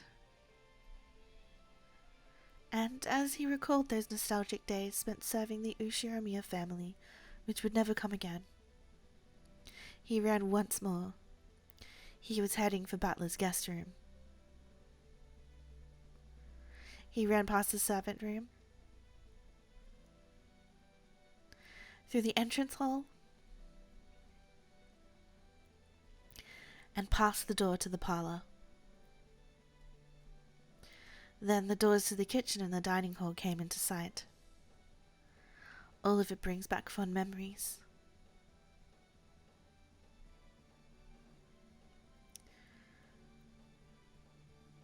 Do you want to read this as canon? That was the honour and rigidity of serving Kinzo directly. However, that man wasn't rigid all the time. When the family was out of sight and he didn't have to preserve that air of majesty, his face could turn unbelievably childish, and he would sometimes ask me to take part in his strange pranks. The master let me shoot lots of guns, didn't he? That was pretty fun. Cross-Summer was actually surprisingly kind. He must have gotten the impression that the master bullied me a lot. Whenever I was the only one around, he would talk to me in a very familiar way, almost as though he was a classmate of mine. I sort of regret that I held back and never did anything but nod in return. Madam was a really strict person. Ever since some rumour went around saying that she was strict on female servants, but soft towards male servants, I get the feeling she viewed me as an enemy. However, she was also a woman to be pitied.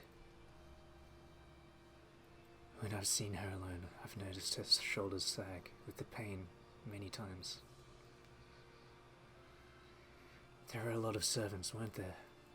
Some lasted a short while, others stayed a long time. Kenji-sama was the one person I might have called my father. I am both grateful and resentful towards him over so many things. They all mix together, cancel out, and I end up with a neutral emotion. In that case, Kumasawa-san could probably be called my mother. She's helped me out many times. I've always wanted to repay her someday, and now that I've lost that chance for all time.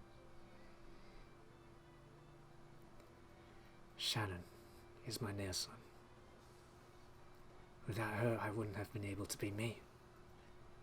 Thanks for teaching me that the ocean is blue. Koda, I hate that guy.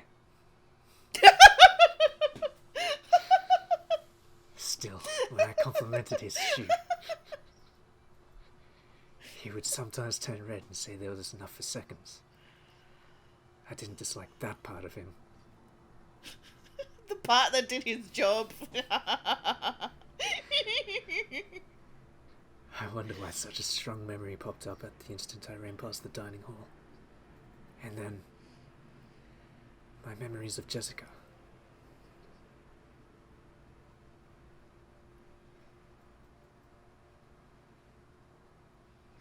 Oh, it's a boy servant.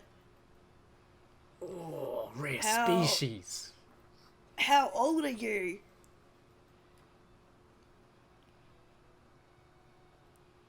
I think those were the first words she spoke to me. Come to think about it, she was probably interested in me ever since then. I really did have enough time to build up a love that wouldn't lose to George Summer and Shannon's. But since I could only see the grey sea, I wasted almost all of that time. What does she like about me? What do I like about her? I get the feeling we never really made that clear. No, she told me. We should have stayed together longer to eventually find that out. It would have been fine to find reasons for our love later. It took me far too long to realize that. Now, I think I can accept it. I know why Shannon won the duel. God must have been watching. You had so much more courage than I did, and God didn't abandon you. I reached the hallway with the guest rooms. There was someone lying on the ground. It was Bella. He was lying just outside the guest room, a chain tied to his neck. He had probably struggled to do something with the chain lock from the outside until he lost consciousness. His fingernails on both hands had been torn off, and they were stained with blood. I could tell at a glance just how hard he had tried until the final moment when his heart had died. The collar binding him wouldn't disappear unless the chain lock was set. Battle-sama, it's alright. I'm going to save you now.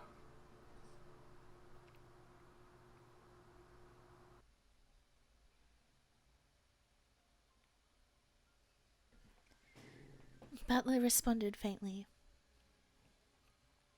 He probably hadn't even imagined that help would come to this internal closed room. He was so scared that this might be an auditory hallucination brought about by a fleeting delusion that he couldn't bear to open his eyes easily.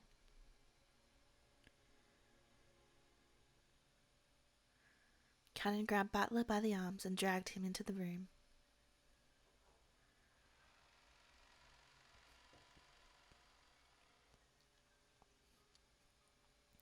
The inside of the room was terrible. The windows had been brutally shattered, and the wind and rain had made its way inside. All kinds of tools and furniture lay broken there. However, Butler hadn't smashed them out of rage.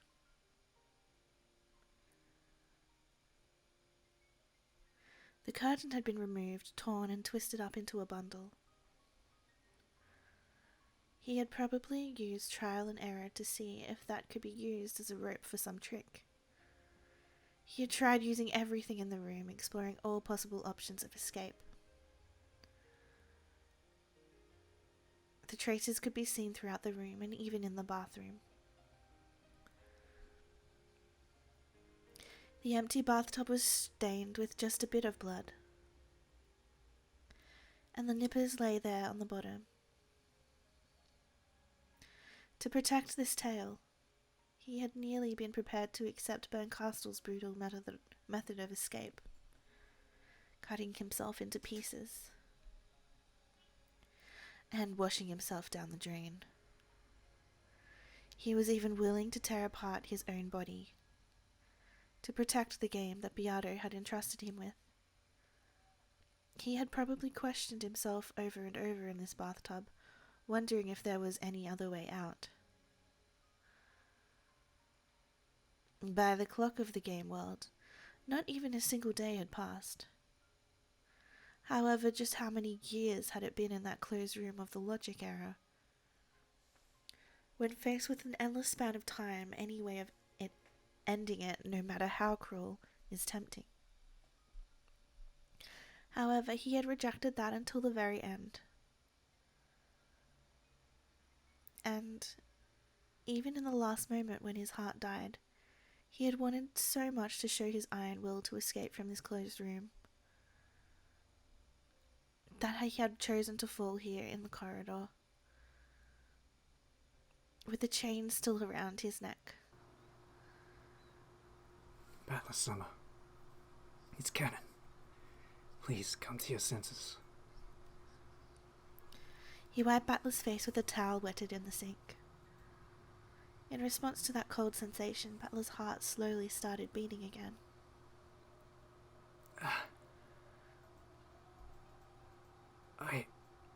It's you, Cannon-kun. Yes, it's me, Cannon. You did well to endure until today.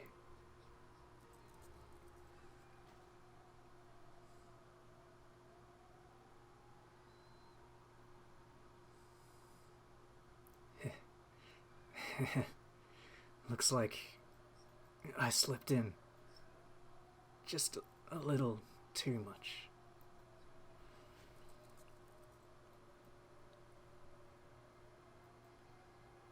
Butler realized that the feel of the towel in his neck meant that the cursed collar and chain were gone. There's no longer anything binding you here. Come on. Please, head back quickly. But if I unset that chain lock, that chain will come back. Don't worry.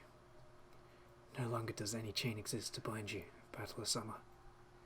I will remain here. What did you say?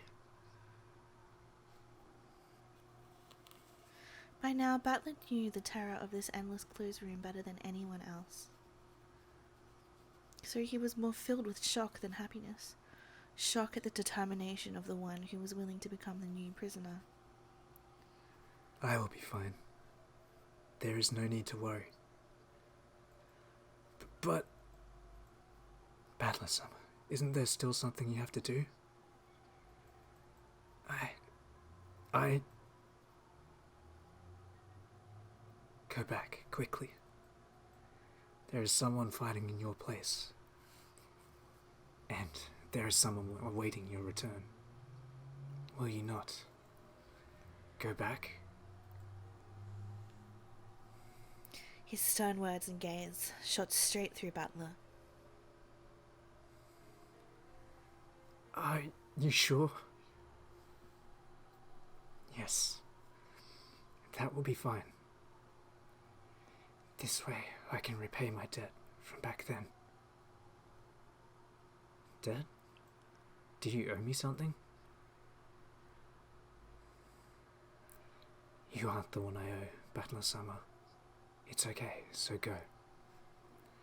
I don't like being indebted to others. Go quickly. You must not keep her waiting now. So, hurry. Battler couldn't argue back anymore. He silently bowed his head, unset the chain, and opened the door.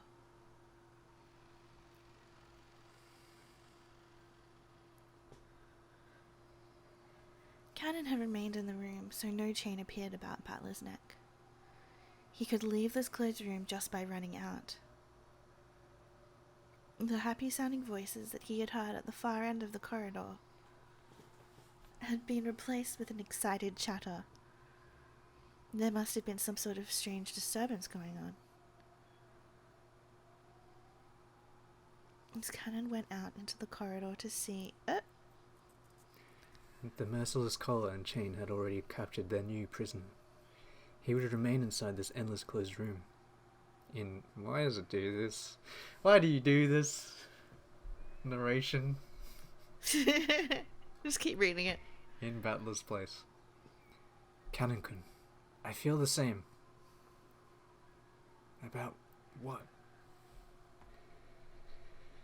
I don't like keeping debts. I'll definitely repay you. And I'll do it soon. I hope I can count on that. Go on, run. Run to the one you love. And please, never get lost again. Battler didn't turn back again. He ran with everything he had. He ran out into the corridor, whose warmth he had cursed so many times. That cursed chain no longer bound him. He ran to the very end of the corridor, beyond the light.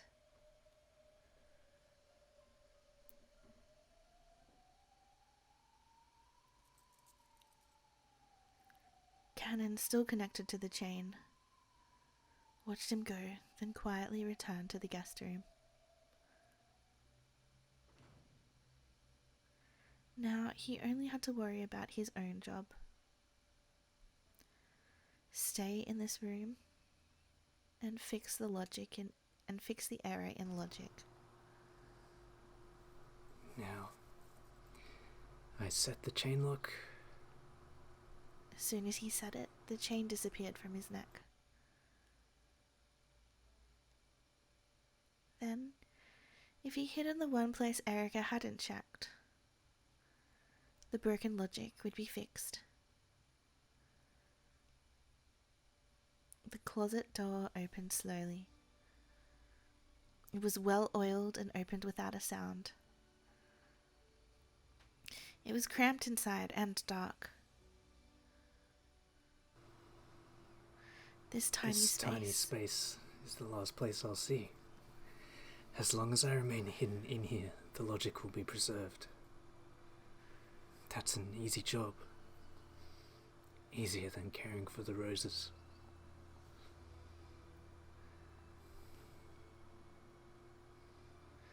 Cannon went in it and closed the double doors from the inside. It's basically a death sentence, though. As soon as he did, a single small gold butterfly appeared, melted into the darkness of the closet, and vanished. It was a sign that the logic had been fixed. The witch's game had already stopped, and the clock of the world of pieces would never tick again. So for all eternity, no one would come to save him from this place. That's okay. This way, I've paid back my debt. Beatrice. The power of the gold butterfly brooch taught me about love. In the third game, it gave me some quiet time alone with Jessica. I get the feeling it did many other small things for me. At any rate, I've paid back all of my debts now. Now, all of my debts are... That music tape Jessica lent me, I never gave that back, did I? That's okay, isn't it, Jessica? I liked that one. Can I accept that as a present? You want me to dub over it and hand it back?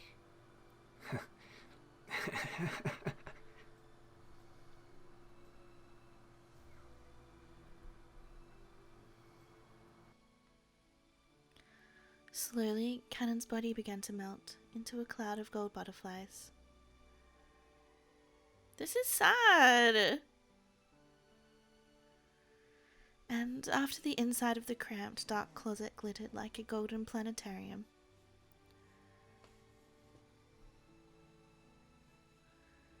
it faded away like the light of fireflies, and was painted over by pitch blackness for all eternity.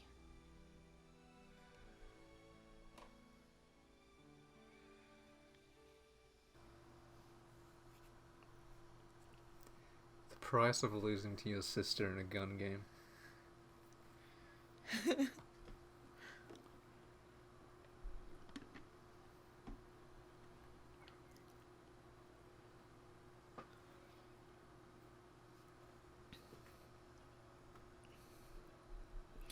In the cathedral, the goat attendants were all jostling around either side of the red carpet. On the red carpet, standing across from each other, were Beato and Erica. In their hands were pistols given to them by Zepar and Furfur. Flintlocks, are they? How old-fashioned. Pay it no mind. Demons are very particular about style. Its form was similar to an actual old-fashioned gun, but this was, of course, a demon's gun. This wasn't a gun that could propel a lead bullet with an explosion caused by gunpowder.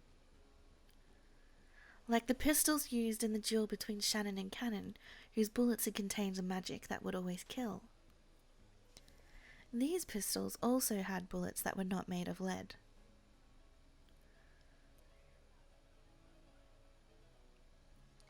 Beato.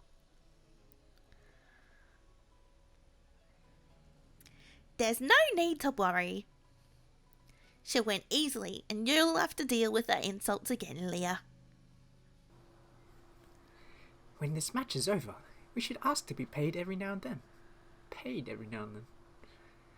After the fight ends, perhaps the occasional trip down to the Caribbean would be satisfactory. Enough talk about when the fight is over. That's an ill omen before a duel. Beato, take this seriously. This is no time to be standing around laughing. Why you the Richie relaxed and lay a tent? Come on!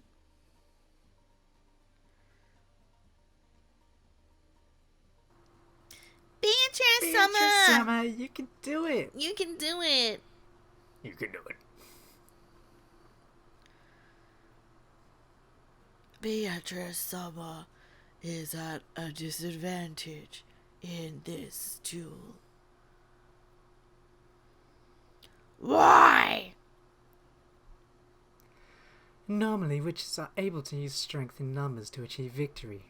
However, since the game has been suspended, she has nothing on her side except the riddle of Battler Summer's guest room. If Erica can just strike a blue wedge through that one riddle, it'll mean she's solved everything. They can win!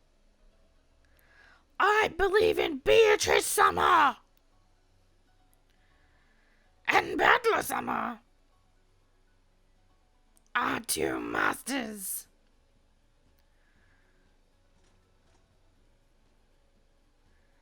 Did you call me? Thanks.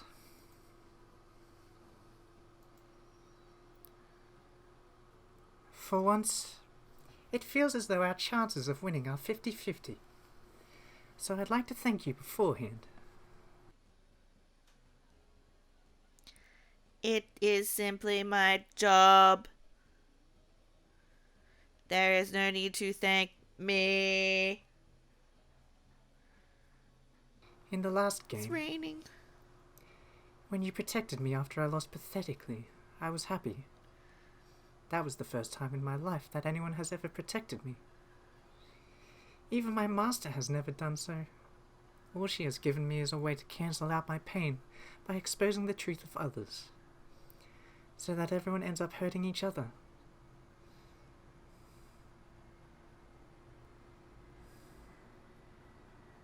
Please forgive my arrogance. I felt that I needed to protect you. When I realized what a frail truth you live by. When I saw you being tormented by the tyranny of a mixture of truth and lies that seemed more plausible. I wanted to protect you. Thank you. It wasn't for long, but you were a wonderful partner. And will remain so. You're right. Once we've defeated her, let's make tons of mysteries on this island together. I'll have you solve them and tease you as we play. How does that sound? I like it. I look forward to your challenge. Ah, sorry, that's a lie. I take it back. That'd be one of those loser flags, wouldn't it? Fifth.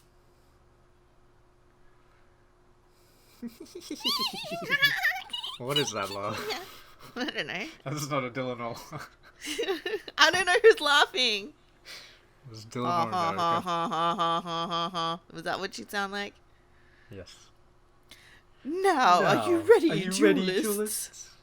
Such a Yu-Gi-Oh thing to say. It is. When the two demons clapped their hands, the duelists instantly returned to their bold, tense smiles.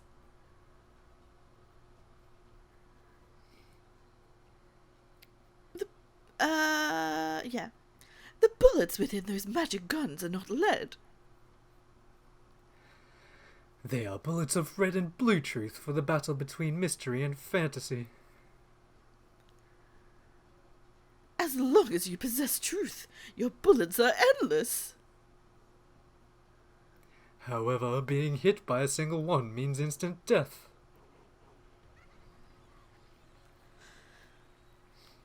Are you both prepared? Are you both prepared? That was super laggy for me. Certainly. Of course.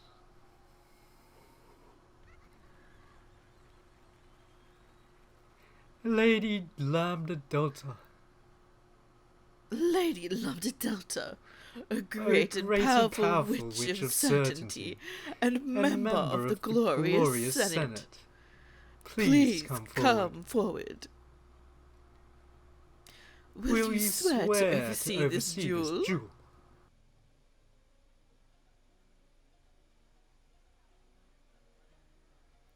Of course.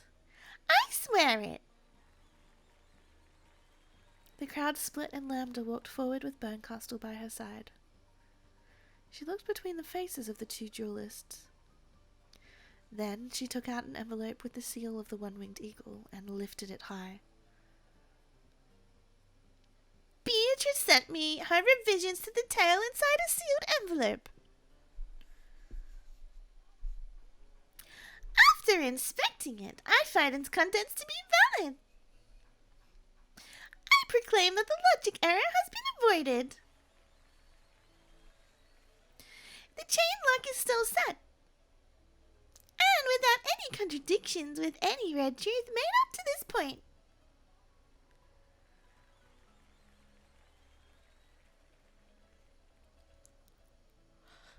The merry goat attendants knew the details of Battler's closed room.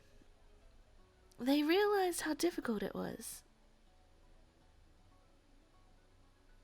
And their fiery debates had swept across the crowd during the reception. None had been able to find an answer. And now it was clear that Beatrice had already reached one. Therefore, this duel is legitimate. It will center around one single point. The closed room of Butler's guest room. Butler disappeared from within a closed room sealed by a chain lock. Therefore, Erica has been armed with the blue truth. Beatrice has been armed with the red truth to counter back. The duel will continue until one side is victorious. Splendid. Perfect.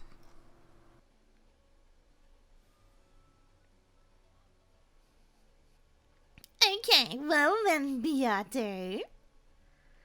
Present your new revised tale and riddle to Erica.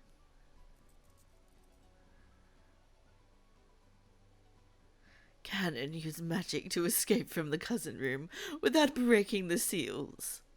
He reached the guest room and used magic to let Butler escape from that closed room.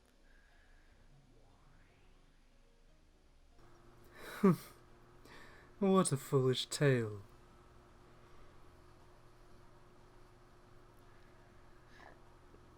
Very well. Erica, is there anything you wish to confirm? Repeat it. The one who rescued Battler was without a doubt Cannon.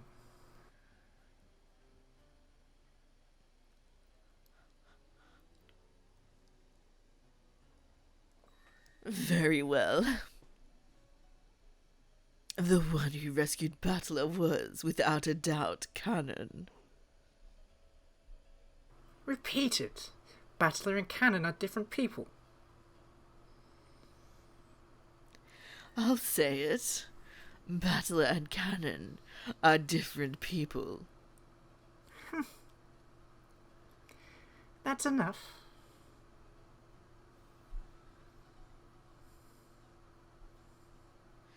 Erica, are you done confirming things?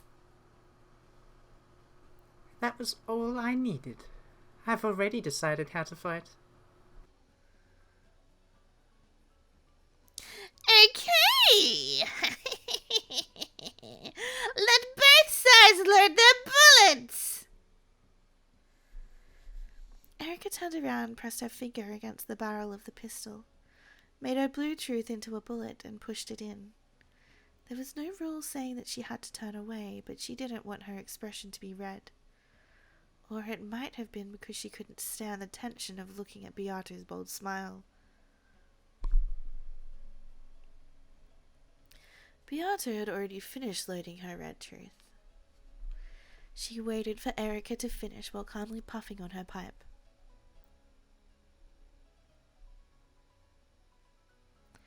Then she looked at Battler, who sat on the throne of the Territory Lord, right next to the two witches who were here as witnesses.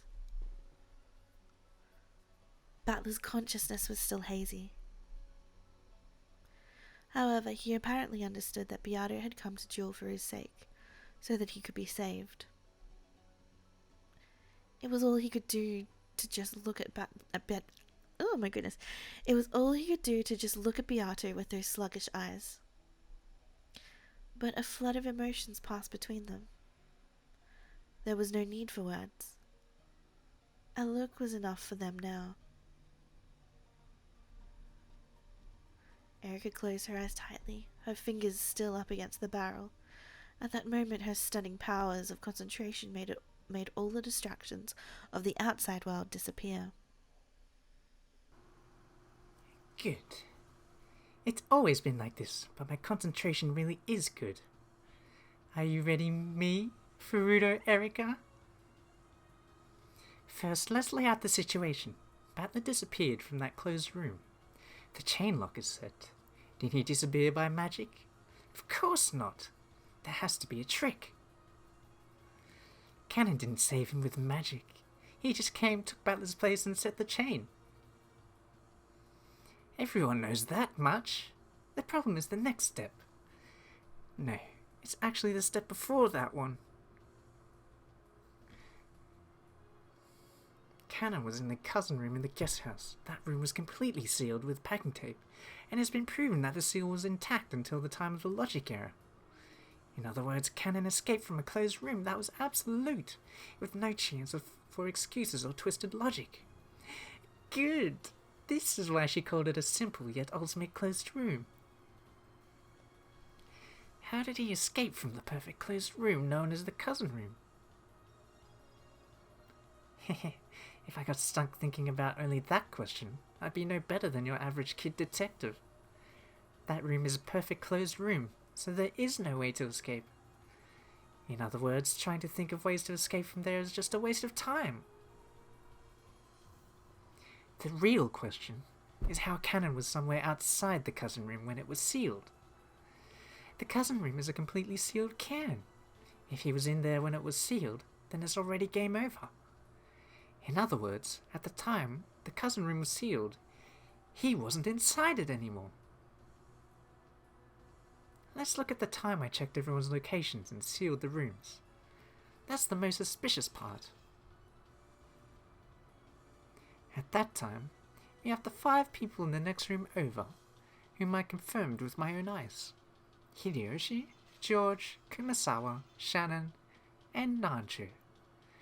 I mentioned the names of those 5 people during the location check and confirmed that they were in the next room over. Then I checked to see whether everyone else was in the cousin room and had that confirmed for me as well. I said everyone else, so whether he was Cannon or Yoshia, or even Puru Pico Man, they all should have been sealed in the cousin room. It seems perfect at a glance. However, though that phrase everyone else seems perfect, it's fishy. Strictly speaking, everyone else refers to all humans whose names I did not mention directly. In other words, there are exceptions.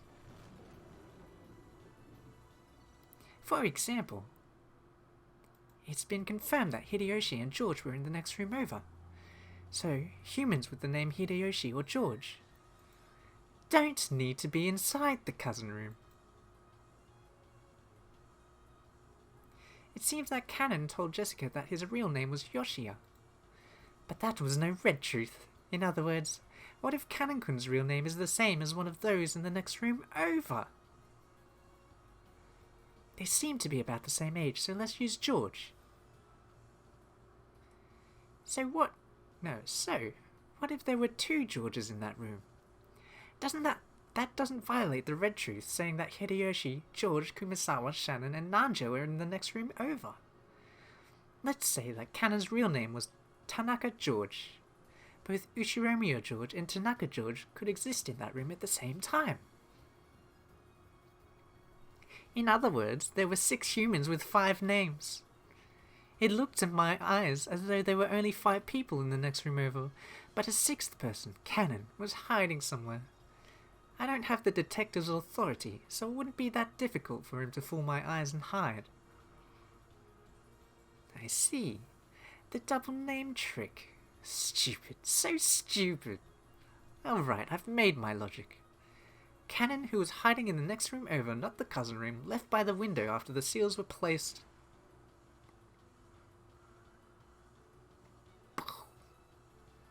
Ah! Ow! The gun had fired, and the tip of my finger was stained with blood.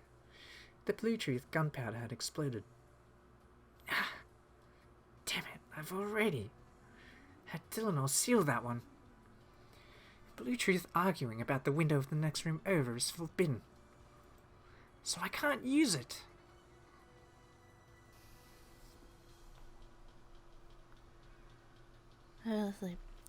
Oh, an accidental discharge?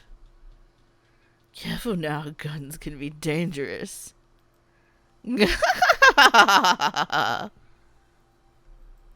Shut up. It's just a little mistake. The window of the next room over. You sealed it with some absurd trick, right? Garb told me. Is that so? And so what? Dylanor, remove that foolish seal. That seal has become your shackles. Beato. On it. Piato has figured out everything I've been thinking. And she's acting so confident, telling me to go ahead and use that argument. Lady Erica. Please remove it, that fool. I'll make her regret this.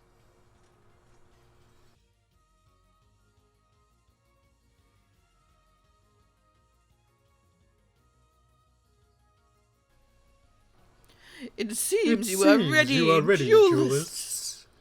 Please. Please face each other with your pistols.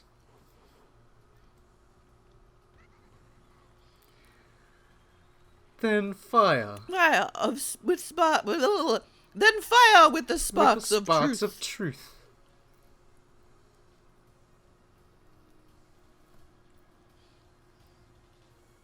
Can you read it, That's you. please? This is the narration. I'm eating a donut. Oh my goodness. After facing away and readying herself one last time, Erica spun around. Beato had been facing her since the beginning. She wore a confident, challenging smile, as if she'd been kept waiting.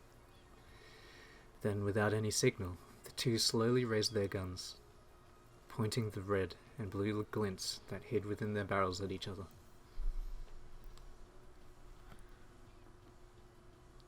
Come, I could do with a little fun.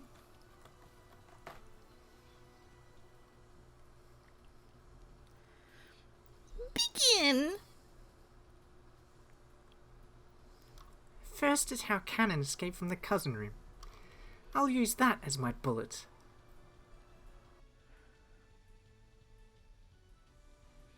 Oh, so you start from there. Let's have it. Hold nothing back. Here I go. After holding the gun high and pointing it at Beato once more, Erica pulled the trigger with statements of red and blue truth. The cousin room is guaranteed to be perfect closed room until the end. So, if Kanon really was in this room, it would be impossible for him to escape. In other words, Cannon was not in that room at the time it was sealed. The name Cannon is an alias. His real name is still unknown. If his real name happens to be the same as anyone in the next room over, that wouldn't contradict the check on who was in that room. In other words, it's possible for him to be in the next room over, not the cousin room. The goat attendants shouted and clapped their hands, thinking, yes, such a move would work. I love watching this. I love being surrounded by this chatter. Oh wait, is this? After all, I am the detective. It is true that the next room over was sealed, but at the time of the logic error, only the doors were checked to see whether the seals were preserved. Therefore, there is a chance that the window seals were broken. Cannon was in the next room over and escaped through that window. That is all. Any other theory would be impossible if this doesn't work. Then there's no truth left.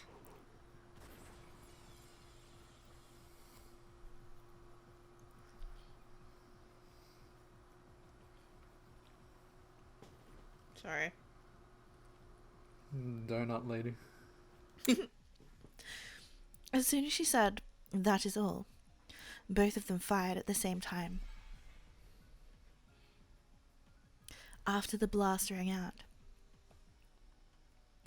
it was Erica's gun that fell to the floor. Beato's red bullet had knocked Erica's gun from her hands.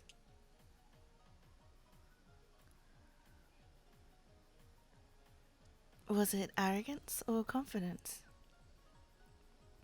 If she had just aimed that bullet at Erica's heart, the whole thing would have been over. Beato had missed on purpose. There was a bold smile on her face. It was as though she was offering to play with Erica a little longer. No, that's exactly what made her Beato. Beatrice, the witch who mocks others with unsolvable closed room tricks. At the time the next room over was sealed, Hideyoshi, George, Kumasawa, Shannon, and Nandra were in it. And the number of people in the next room over was 5. No one existed there except for those to whom those 5 names refer. All people can only go by their own names.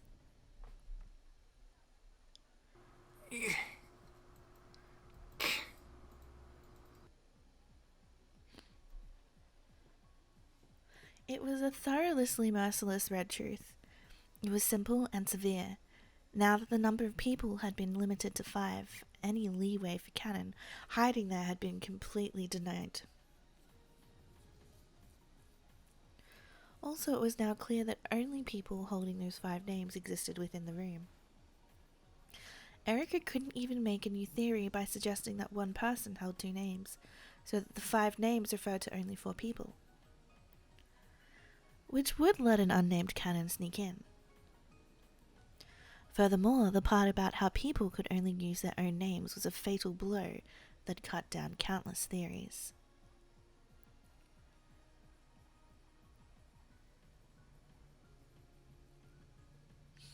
Come to think of it, you've only ever met the half-sleeping me from the previous game, haven't you? What do you think, Erica? How do you like the game of the Golden Witch? That's insane. Are you saying that Cannon slipped out of the room by magic? More importantly, why did you just knock my gun away? The human side must crush all of the witch's riddles, whereas the witch side need only crush the human's theories once.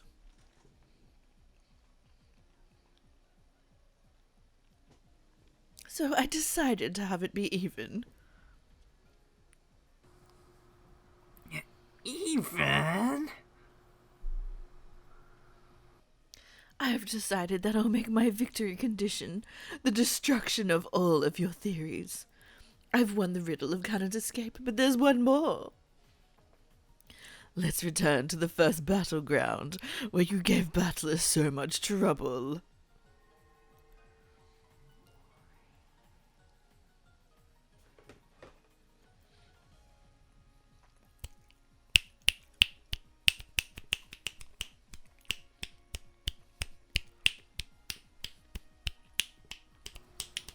What are you doing? When I was trying to stall so I could swallow my last bite. When Beato snapped her fingers, the guest room of battlers was reconstructed. She meant to fight once more in the room that had threatened Battler with a logic error, determined to settle things once and for all. Don't tell me she plans on locking Erica in there. Erica, pick up your gun. We'll have this room be your coffin. I say the same to you. I'll make you regret ever giving me this chance.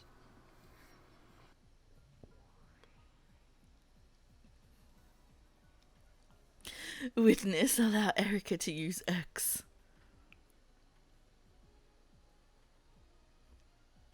X? You mean a basis that doesn't need to be explained? What are you gonna let her do? Let's give Erica permission to use blue truths for canon and this guest room trick. Without making her explain how he escaped from his closed room.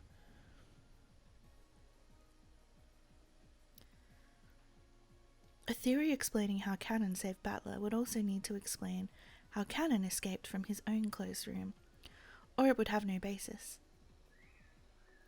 Erica had already lost that basis. Beato was giving her a handicap by saying that she didn't need to explain that part. Of course. You've already used the red truth to guarantee that Cannon saved Battler. It's only natural that I be given this privilege. Erica faced away again and concentrated even harder. As though twisting the knob on a radio, she turned all the noise and idle thoughts down to zero.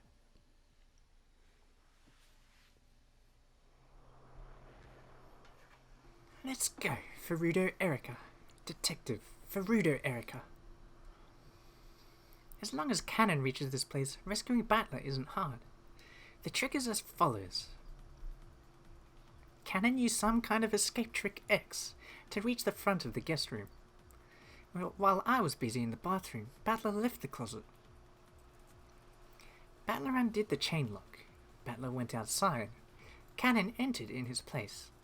Cannon set the chain lock. Cannon went into the closet. The end. The end? What? This satisfies the two red truths about the chain lock being set and Battler's absence. And in exchange for this escape trick, Cannon remains inside the guest room. There's no room for argument on how tightly this room can act as a closed room. That chain is cursed. In this demonic closed room, one person must remain as a sacrifice for it to be acceptable. However, is such a simple theory really enough? The rescuer switched places with him. Then the rescuer hid in the closet. No other sort of theory is possible. And yet, Beato thinks she can win. In that case, does some other trick exist? It's impossible. I swear on the history of the mystery genre that there's absolutely, definitely, categorically the history no of other mystery. way. I was Sorry. stumbling on my words there. But if I give in here, I couldn't call myself a detective. Consider it. Imagine. Don't stop thinking. That's how you drive blue wedges into witches. What I can expect to see is, yes, a wordplay trick. It can only be some kind of wordplay that just barely slips through the net of words spoken in red. In that case, I'll crush all the possibilities. I'll have them repeat line after line. This final duel has already begun, even though we haven't pulled our triggers yet.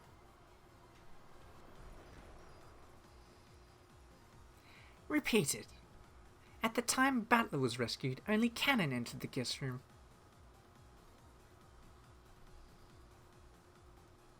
I acknowledge it. At the time Battler was rescued, only Cannon entered the guest room. I believe that was the whole point. Repeat it. From the time I skipped the lines, what happened? From the time I entered the room to the time of the logic error, Battler, Cannon, and I were the only ones who entered or exited the room. I acknowledge it.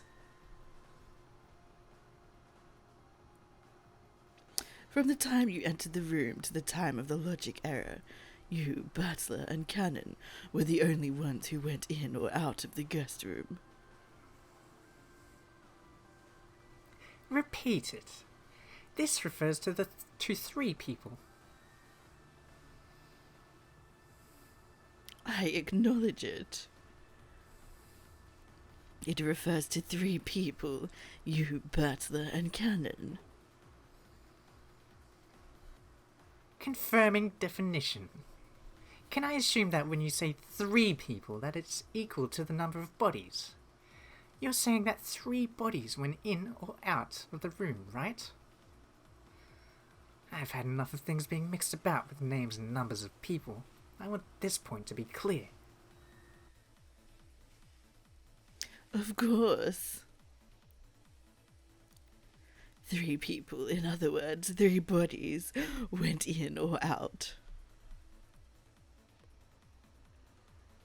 Only you and Cannon entered, and only Battler left.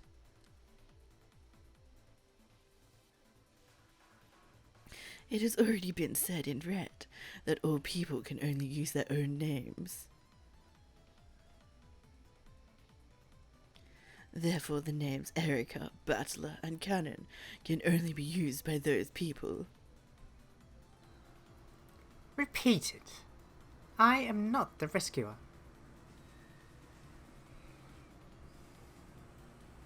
Of course! You are the detective, are you not? Don't worry, I will respect that. Confirming definition. How do you define rescuer? This is also important. I want to quickly remove the possibility that I rescued him accidentally. I'll define rescuer to mean any person who reset the chain lock after Battler unset it. This definition applies whether said person intended to rescue Battler or not. Since she said after Battler unset the chain lock, it's impossible for this to have occurred before I set the foot in the room. From that point on, I wouldn't undo the chain again for all eternity. After all, the game was suspended at that point. Therefore, it was impossible for me to have been the rescuer accidentally. More. I can focus it even more. The chain can only be set from the inside. It's impossible for a person to escape on their own. Therefore, we know that Battler didn't escape by himself. And I'm not the rescuer. Only Cannon can be the rescuer. And Beata has already said that Cannon is the rescuer with the red truth. There's nothing to doubt. There's no room for anyone but Cannon to be involved. At least so far. Repeat it. Going in or out refers to when someone crosses the boundary between the guest room and the area outside it. I acknowledge it. Repeat it. By the guest room, we're referring to the entirety of the bedroom, the bathroom, and the closet.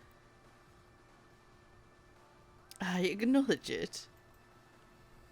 I've no intention of wriggling out of this by saying the closet isn't part of the guest room. Confirming definition. The inside of the guest room, I skipped again, is divided into 3 sections: the bedroom, the bathroom, and the closet. I also recognize it as such. Furthermore, you have already confirmed with the Red Truth that 2 of those sections, the bedroom and the bathroom, had no one hiding in them. Repeat it. There is someone in the closet.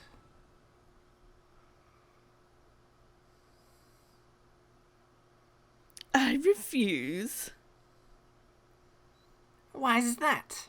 Because Cannon is hiding there? Cannon can use magic. It's true that he hid himself in the closet for a time, but he then immediately vanished with his magic. So there is no one in the closet. I cannot respond. I ask you to repeat it once more. Fool, the witch side has no obligation to explain how they did things with magic. No, it's completely obvious. There's no way she can say that Cannon disappeared with magic using the Red Truth. After all, magic doesn't exist. But is this enough? I've gone through every last minor detail, and yet there's an uncanny lack of dubious points. I can't think of any way around the theory I've had since the beginning. Cannon must be in the closet. He has to be. There's no way he isn't. I'll say it again. This closed room can only be escaped from by switching places with a rescuer. If Cannon tries to escape as well, another rescuer will be needed. However, no rescuer exists for Cannon. Battler escaped, so it's impossible for it to be him. And I won't undo the chain for all eternity. The people who have gone in and out of the room have been confirmed by both name and number of people. At this rate, my theory is set in stone. First, here are the details of the situation that are certain. The game ended while I was inside the guest room, so I did not undo the chain lock that I had previously set. So it can't be that he escaped after I left the room. Furthermore, the chain lock was set at the same time I entered the room. No one could have left the room during the few seconds between the time I entered and the time I set the chain lock. The guest room was sealed at the time of Battler's corpse was examined. So until I came again and broke the seals, it was absolutely impossible for anyone to go in or out. Therefore, when I entered the room, it is certain that Battler was hiding somewhere inside the guest room. The only chance Battler had to escape was after I broke the seals. To be even more specific, he had no chance to escape except for the time I was in the bathroom. By the above premises, Battler's trick to escape with the chain still set is as follows. Because of the aforementioned reasons, the only one who could have set the chain lock, which can only be set from the inside and allowed Battler's escape, is Cannon, the only person to enter the room except for me and Battler. After Cannon entered the room, he set the chain, hid in the one place that he could hide inside the guest room, the closet. Whoa, that was close. They almost got me. They almost tricked me. I thought I'd cornered him in the closet. It's the opposite. They're trying to make me think he's in the closet. What was the order in which I searched the guest room? First, the bedroom. We confirmed with the red that there was nothing there. Then the bathroom. We confirmed with the red that there was nothing there. That's it right there. When I examined the bedroom, there was nothing there.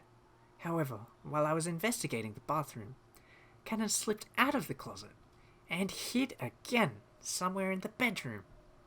In other words, my guarantee that no one was in the bedroom was torn apart during a span of 1 minute. I've spotted it. This is the witch's trap. An attempt to lure me into thinking that Cannon's in the closet. The place he's really hiding is the bedroom.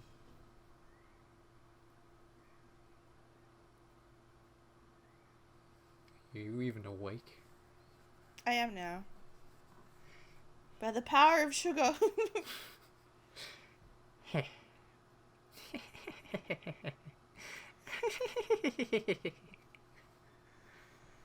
I found it. I finally found your trick. Didn't we go over this with Battler though? What? What did we go over with Battler? Like slipping out of the closet and into a different hiding spot. I thought they debunked that. I can't remember. If they did, I assume they said that Battler couldn't do it, because Battler was the only one capable of doing it at the time before the logic era. Yeah.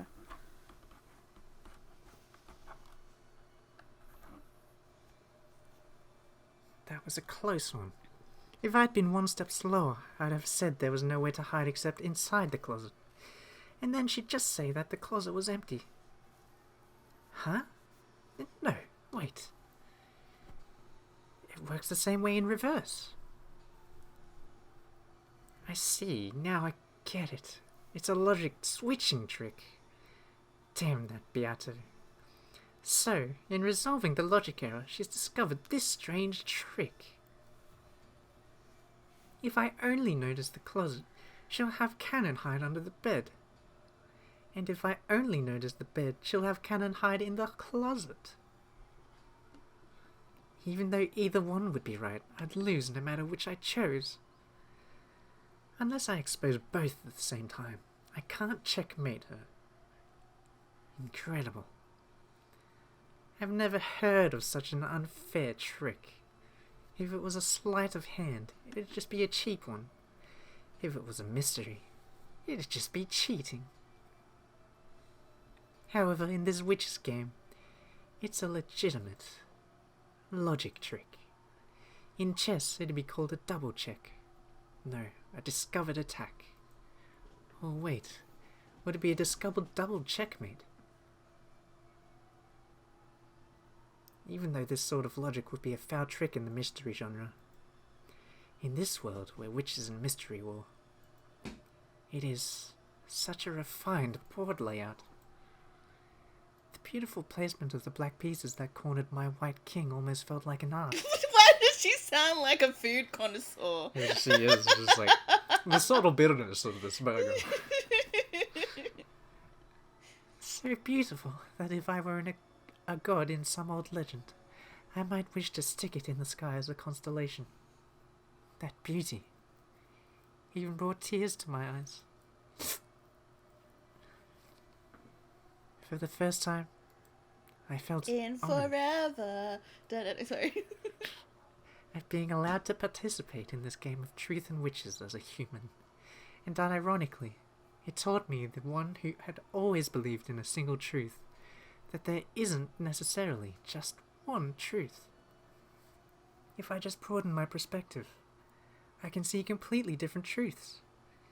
And though each of those truths are truth, they aren't incomplete if they're all you can see, or they are incomplete.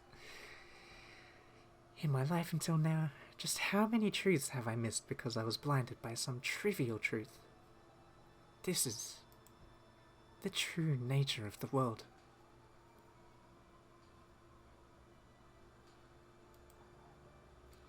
Because of our arrogance in thinking that only one truth exists. Whenever we find one truth, we get blinded to all others. Thank you, Beatrice-san. I never thought that I would learn the true nature of this world from a witch.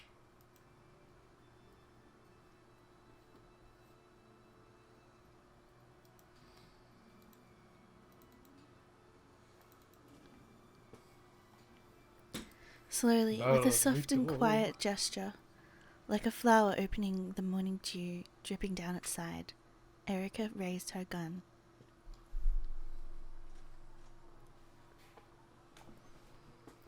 It's my victory. I've seen through your double check. Then come. Battler's guest room disappearance trick is as follows. While I searched the room, Battler was hiding in the closet. Then, during the disturbance in the bathroom, he unset the chain and escaped the room. At that time, Cannon was waiting for him in the hallway. Cannon entered the guest room in his place and set the chain. This is the trick to Battler's disappearance. And afterwards, he hid in the bedroom. This happened after I checked to see that there was no one unexpected in the bedroom, so it's valid. In this way, Cannon the rescuer concealed himself in the bedroom.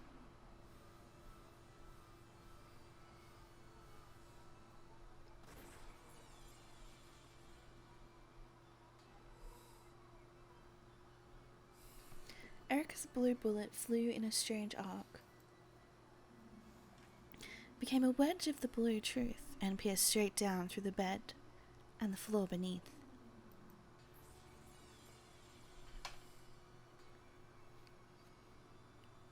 Beato didn't pull her trigger.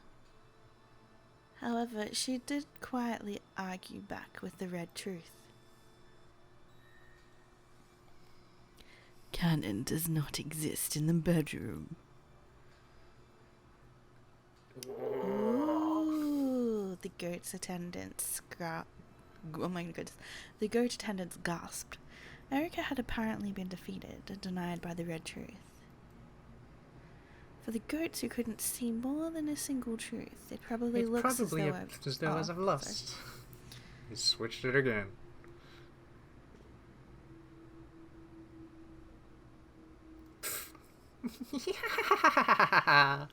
Next up is the real one. This is the answer from a human capable of understanding multiple truths. It looks like the tale of illusions will end on the second twilight.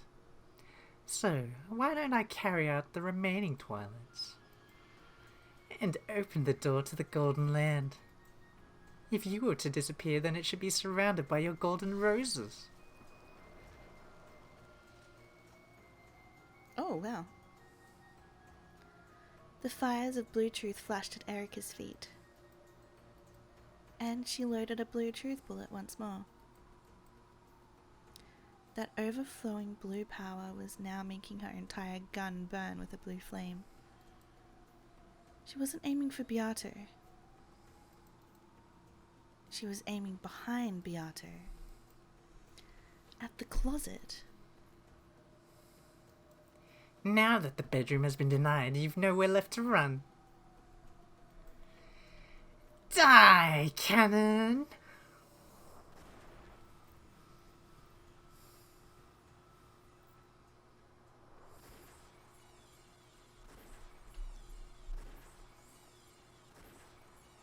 He's already been killed once. Poor Cannon.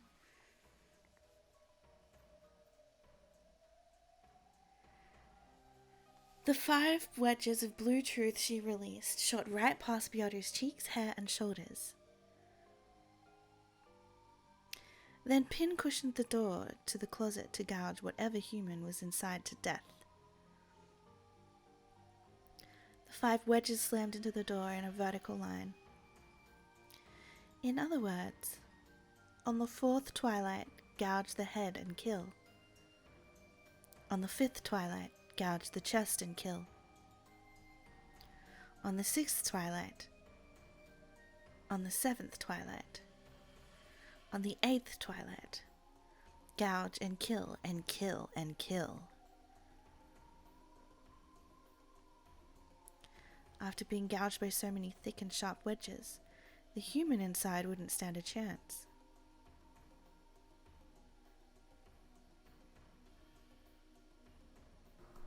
Here's the truth I've exposed. That is all. When she proclaimed that she had finished, the 5 blue wedges piercing the closet disappeared. However, the many large splintered holes left behind showed that it had indeed been pierced.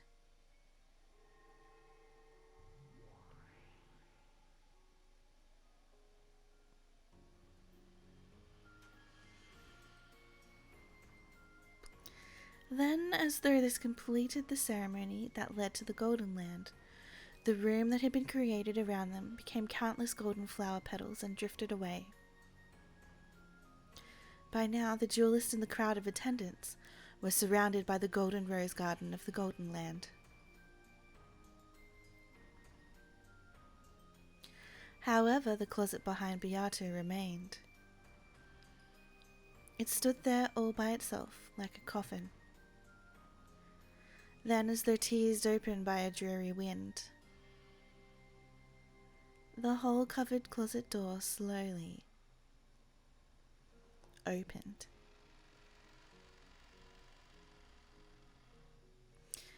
Inside was a human figure.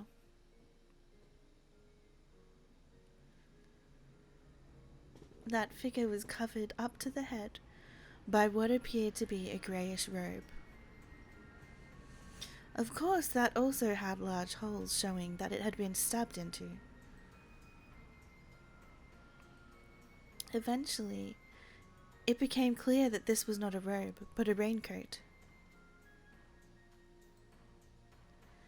If he had rushed here from the guest house, then there would be nothing strange about him wearing this into the guest room.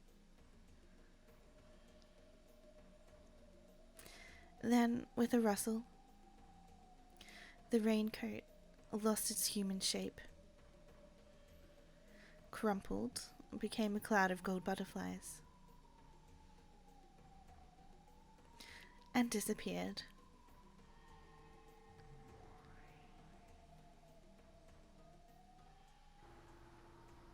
What the?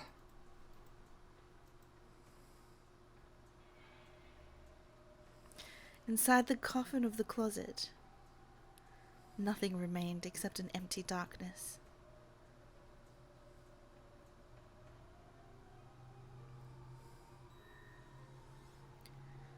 Canon does not exist in the guest room.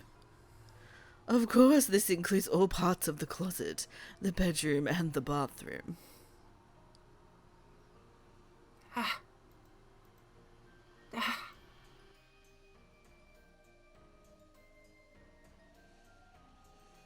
Canon let Butler escape and hid in the closet.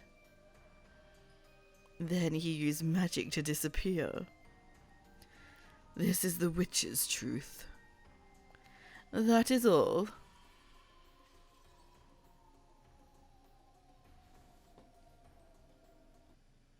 That this fight is over, say no more.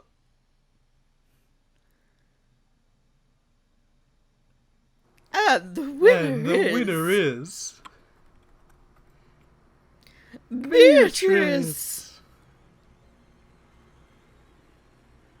Ooh, ooh. The attendants let out a cheer. Virgilia's group couldn't help but scream and shout in joy. The seven sisters jumped about in celebration. Then, at the same moment, the two demons proclaimed Beatrice's victory.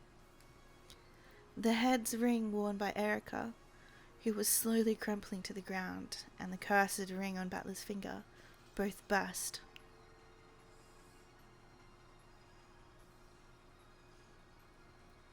At the same time, Battler coughed violently. Battler, go on, Battler. Battler coughed violently. Yeah, but Battler was still being narrated. You make me do this when you were narrating in the past. I didn't. Yes, you did. Battler was starting to regain consciousness. Butler!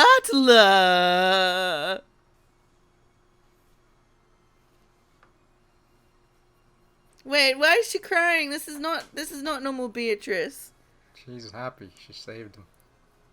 Butler Summer. San. She would not say summer. Did she say summer? Go back. San. Oh, Butler son. Beato latched onto the coughing Battler in joy. Then Virgilia, Garp, and Renove did the same. All of the seven sisters also crowded about him in delight.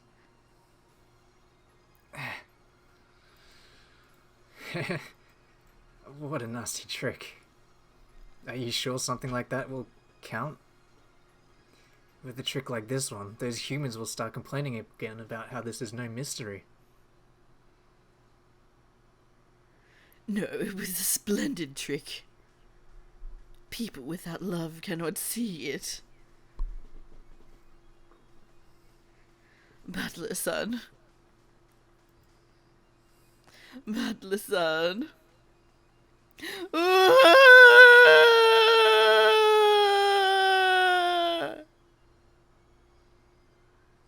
Lady Erica, Lady Erica, Lady Erica. Lady Erica, Lady Erica. Someone help her quickly. The rose of blood in Erica's chest wouldn't stop opening its petals. Third-degree conceptual denial syndrome. Use of continuous neutralizer impossible. Neutralization only possible by emergency approval for resurrection. The piece's master must provide approval for resurrection.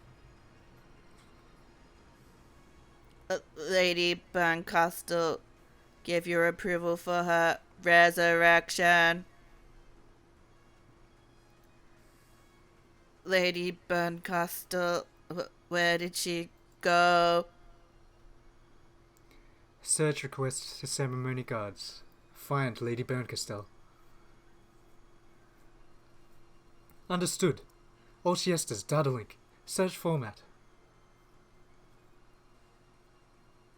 How cowardly! To think that someone's master wouldn't watch her piece's jewel until the end. No, that is too far cowardly.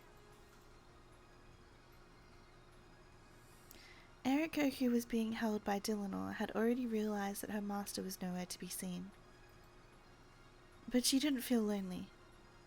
On the contrary, she was relieved that she wouldn't need to be brutally scolded in the last moments of her life.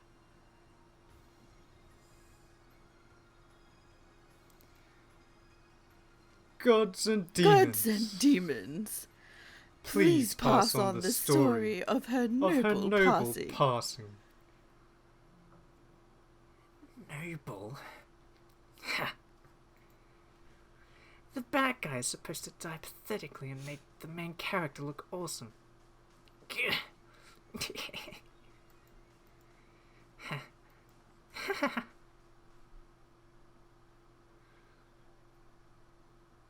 I'm not anyone's piece anymore.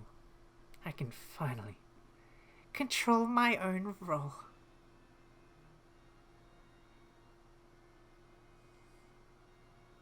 Lady Erica, you mustn't move. Stand back. Stay back! When Erica yelled with all her soul, those who surrounded her were forced back and fell on their butts. It's very specific. I am the Witch of Truth, Furudo Erica. The Witch of Truth is the witch who can withstand the truth.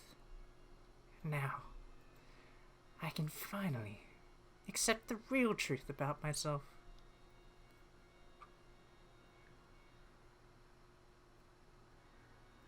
The toxin of her own concept being denied raced through her. Her vision was already starting to blur.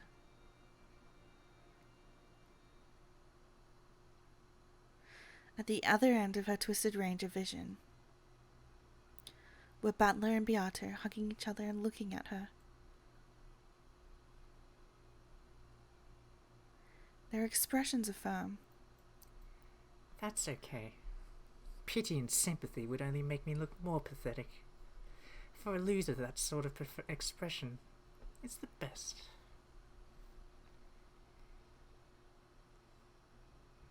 Lady Erica, the duel is already over. It isn't. Not until the pair is separated by death.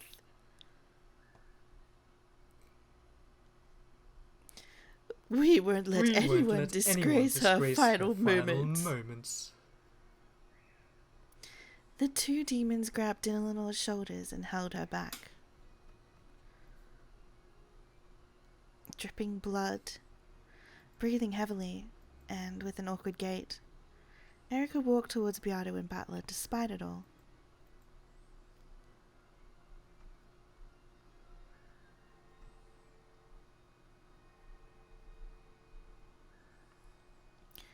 As the blood dripped from her, it became golden flower petals, which drifted away.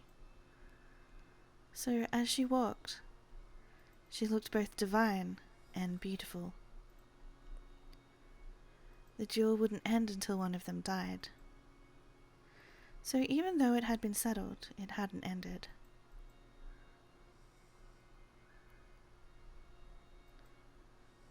Beato and Battler told the people bunched around them to step back, and they both walked forward to face the noble loser. Erica. Congratulations on your resurrection. Looks like you've had bad luck with women. You'll never get a decent one to like you. True. And I'd never fall in love with a decent woman. Beato. No, I ask this of both of you. You wish for one final clash.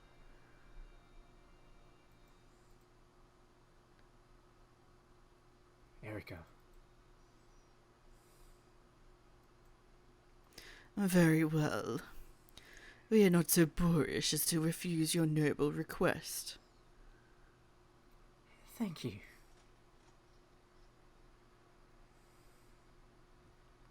As her consciousness began to waver, Erica raised her gun again. She pointed it at the two of them.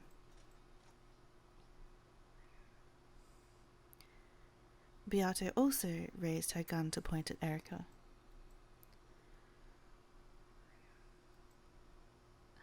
Oh, this is a cool shot.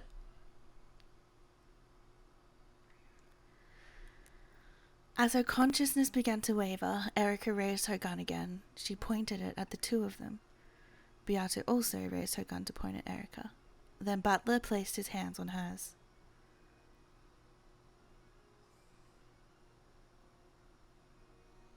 If it's already resolved, what more could there be talking? what more could there be to understand? I'm an old woman. You need to give me time to read. Erica-sama.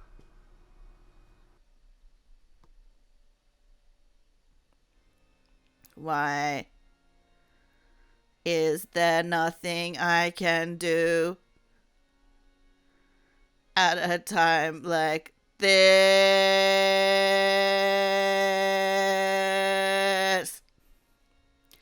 Watch until the end. That's your job as her friend, isn't it?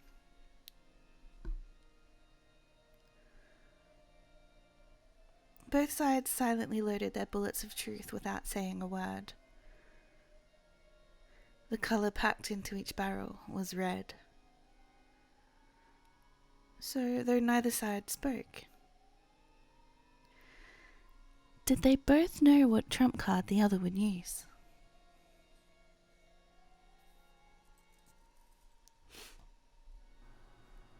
Now, at the end, I'd like to finally introduce myself. Is she gonna have like a Digivolve moment? What did she say? What's she saying this late into the game? No one could imagine the red truth Erica had loaded.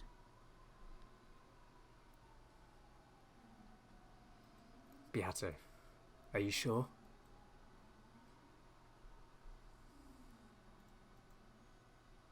Yes, I don't mind. I understand. Let's at least pull the final trigger together. I know. Battler placed his hand on top of the finger that Beato had around the trigger. Battler-san, I'm glad I met you. We will be together for all eternity.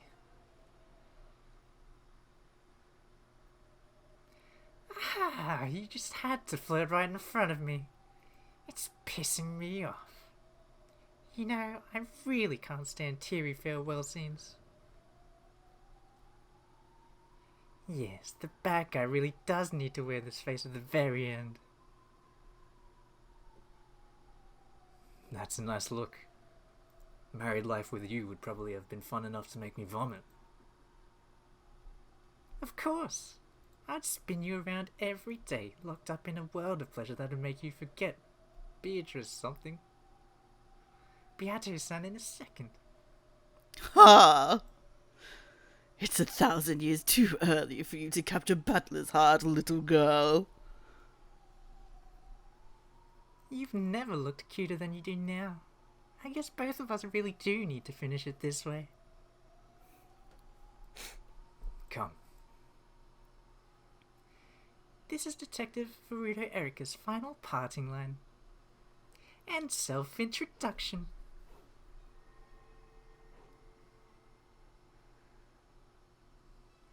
Erica spun in a magnificent and graceful rondo, scattering blood and golden flower petals around her as she raised her gun. Hi, pleased to meet you. I'm Furuto Erika, the detective. I may be an uninvited guest, but please welcome me. I'm the visitor, the 18th human on Rakenjima. Sorry, but Even if you do join us.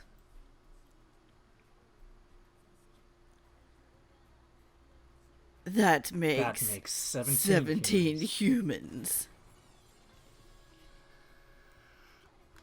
Oh, man. Wait, what?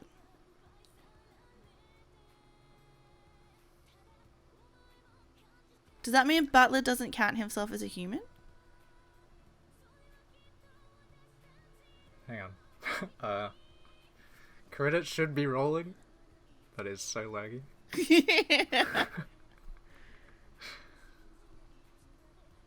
That's it. Episode 6, done and dusted. We still have the tea s- parties. It's yeah, we not still open got the till we tea do the parties. tea parties. The tea parties are pretty quick for this one, I think, though. Oh my goodness, this was so long! We estimated it'd take about 3 hours for this last one, and it did take 3 hours. Oh my goodness. Oh, we didn't get to see off Featherine and Angie. I did miss a large part of Erica's monologue, Yeah. unfortunately. I fell asleep. Yeah, You always fall asleep when I'm having my monologues. I'm sorry. It's when they get to the logic stuff that you're just like... My brain just can't handle it. My brain's like logic. Cannot Well, compute. this is a long episode, so like... Well, a long chapter, so my brain's pretty fried too. I feel like I did really good. I only fell asleep like during that one time, even though it was a long period of sleep. And then I was revived by the power of a jam donut. This is like, Erica's like farewell / introduction is like one of my favorite scenes.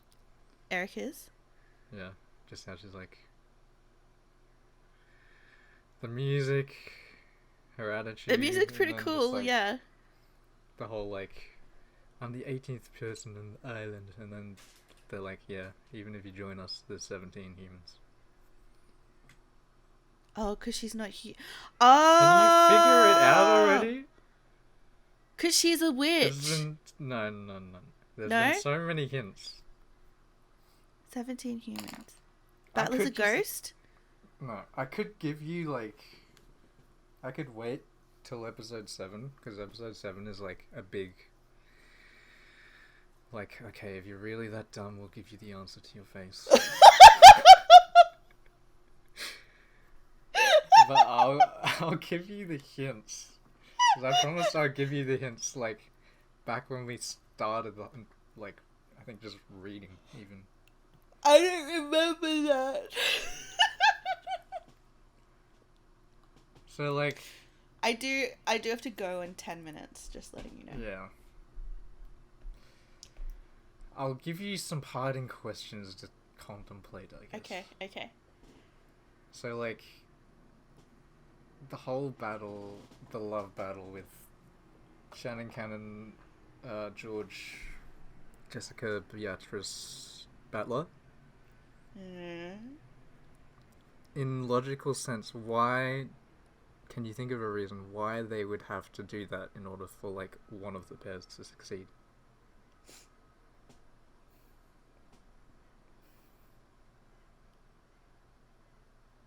I don't Why know. is it that furniture is unable to love? I don't know. I just know I just have the, like, they don't count as real people, so they needed two people to, like, make a whole. Why don't they count as real people? Wouldn't it be because they're servants? Or are they servant ghosts? is a human. But according to them, they're furniture. So,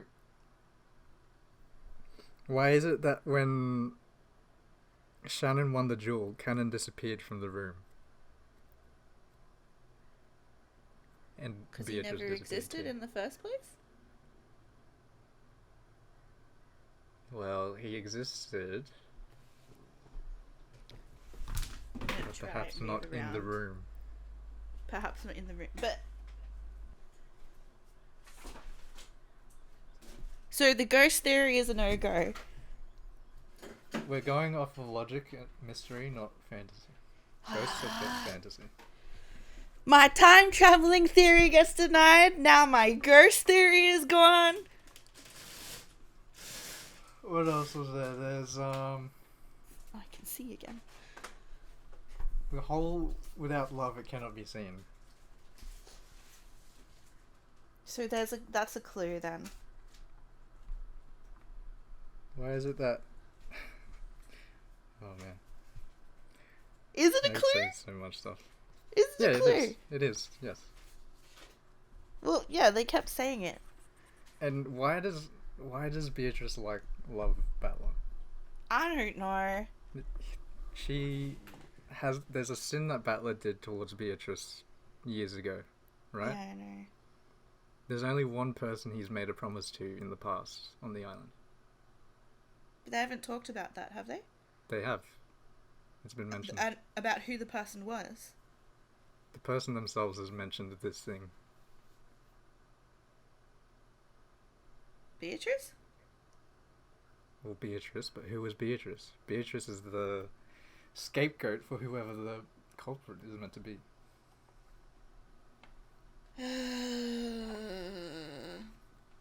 Who Is it the dead person? who could possibly love Battler? Out of all the characters we have,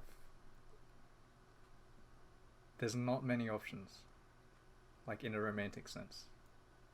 Kumasawa? I'll pretend you didn't say Kumazawa. Why? Why not? Kumasawa? It was like a forbidden relationship, right? Wasn't that the point they were getting to when they're like, Beato can, like, do it because I couldn't. Like, it could be anyone. Could be Cannon. Could be Shannon.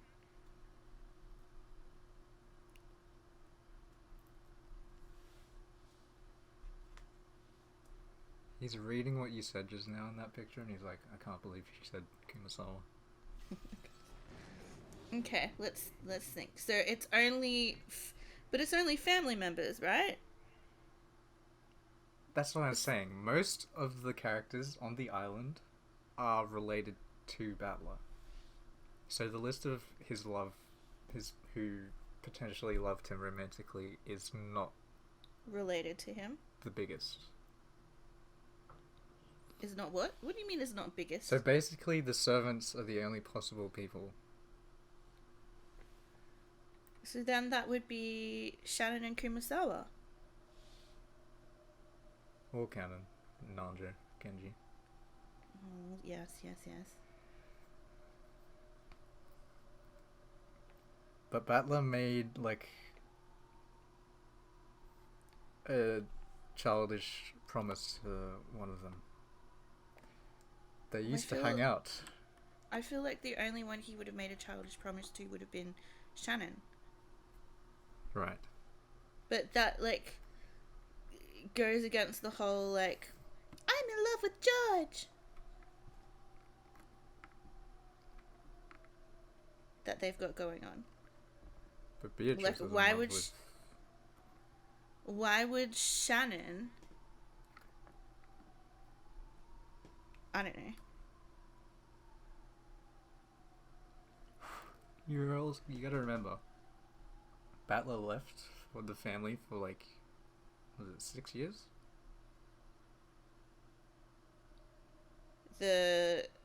What do we call them? The twins? Twins. The, Shannon Cannon.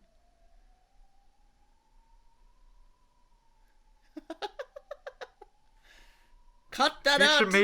Future me, please remind yourself to cut that out, unlike the other 6,000 times that I've never done that, even though I've meant to. That was so clear too this time. Hopefully I actually remember that time.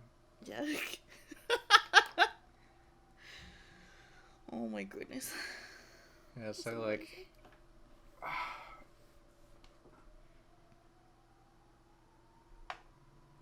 I don't know how else to go about it.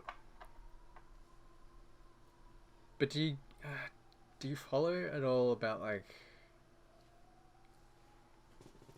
for one pair to succeed, the other two must fail? Oh!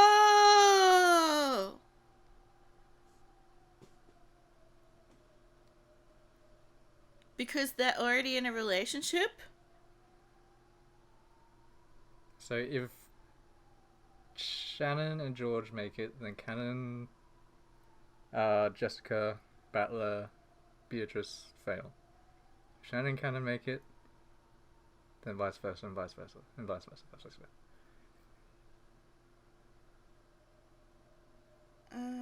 Are you starting to get it now? So it's not related to Shannon then?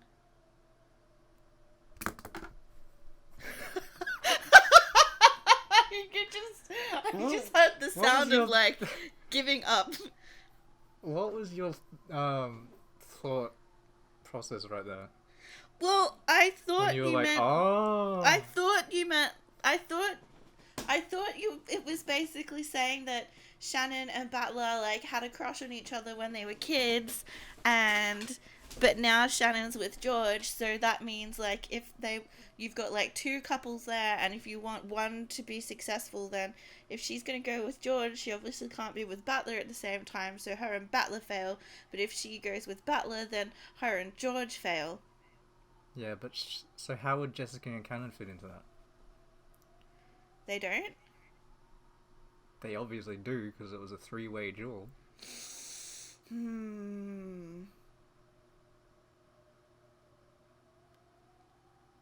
But you said he can't be with a family member. And Jessica counts as a family member. Yeah, Jessica counts as a family member. Yeah, Jessica counts as a family member, right? And so does George. Yeah, but George is not... There. George, I'm talking about Battler's love interests. Yeah. And there's still two people there. So the two people are... that we know of humans. So like, the members of the love tournament were three siblings, or three cousins, sorry. Three cousins. Two and siblings. No. 3 cousins and then 3 separate characters. That were non-human. Beatrice, Cannon, and Shannon. Yeah. All of which were furniture. And because they were furniture, they don't count only as one humans. of them could succeed at a time.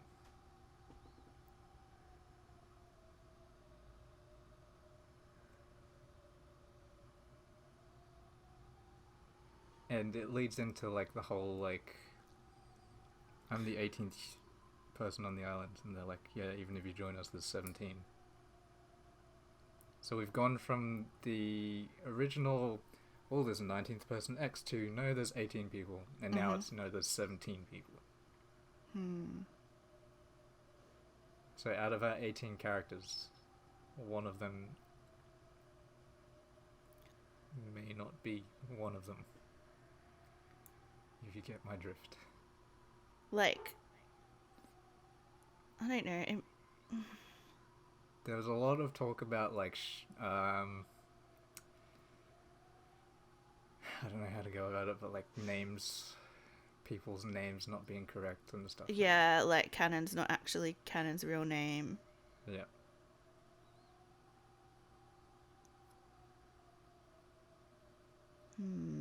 So, I don't know. I don't know how much I want to tell you and how much I want to wait for.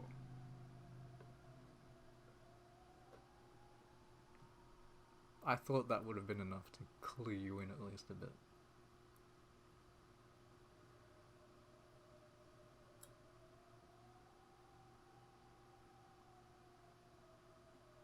And think about this logic as well. Is there still like the because it was on the beach? Is there still like the witch of Rikandjima? Does that sort of just embody a person? Yeah, that's still basically just the rule set, meaning like there is a culprit. Yeah. They're taking on this identity to mess with people, I guess. Which is the witch of Rikandjima. And it's not a forbidden romance between Butler and Kumasawa. Well, maybe It's sad. yes, but he didn't make a promise with Kumasawa when he was younger. I can't remember. Did they talk about that in like the very early episodes? I can't remember when, but yeah, one of the earlier ones. And then episode 4 is where they bring up the promise more prominently, where like, remember all the cousins have to do like trials, and they're tested by like Kinzo and Beatrice and stuff. Like they each had to like go out separately at different times. Yeah. And then like when Battler got to his trial, instead of fighting Garp or Ronave, like just He had George, Beatrice saying. he had Beatrice, and she's like, Yeah, I remember that bit. she's like, what is your sin from so many years ago? And he's like, I don't know who the hell you are, lady. What the heck are you talking about? And then that's when Beatrice gave up and was taken, replaced by Elder Beatrice Yeah. to finish the trial for him, and he still just couldn't figure it out. It was like when he said that, like, he didn't remember anything at all. It was like he had hurt Beatrice, and from that point on, she was just the, like, non-feeling, apathetic kind of Beatrice. So she, like, gave up, essentially.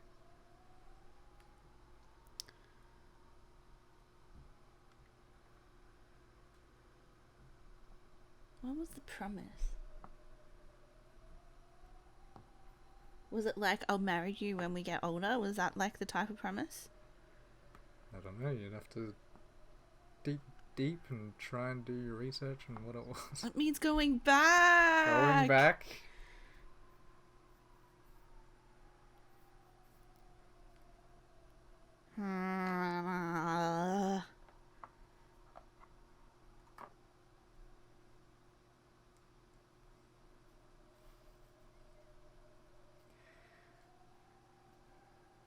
Alright, well, aside from that, any thoughts on the episode as a whole, in general?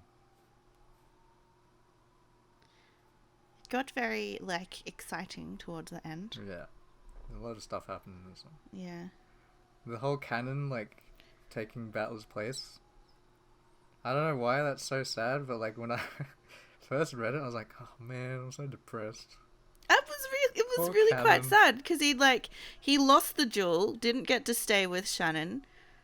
Ends up Jessica. in like the room of hell torture that Butler's like suffered through, like, and so because the whole episode talks about, is it episode or episode? Yeah. It talks about like how much suffering he has in there and how tormented he is in that room, and then you have like Cannon, who's already lost so much, going in there and being like, all right, this is just my lot in life.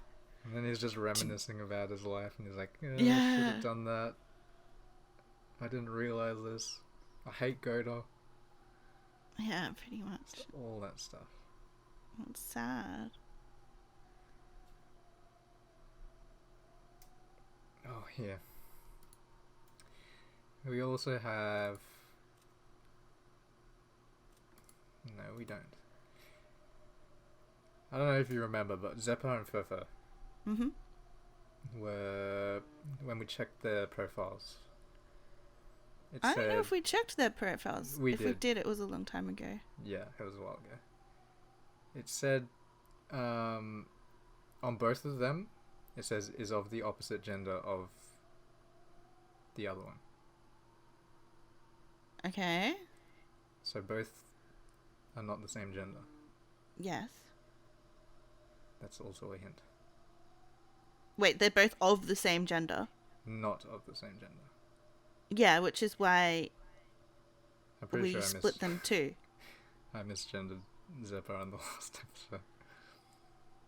Wait, really? So Zappa's the female one? No, I think Zeppa is the male one. Yeah, which is what we did, right? Yeah, but I did say she at one point. I was like, oh, Oh. crap. Hopefully Zappa will forgive you. Zeppa never forgives, never forgets. Oh my goodness. I have to go now because I have been summoned. Yep. See the gold butterflies. We'll have to continue discussion on like the tea party. Okay, that sounds Because the good. tea party is shorter, and so we'll have more time to talk. Okay, But until then, see you next time. bye bye.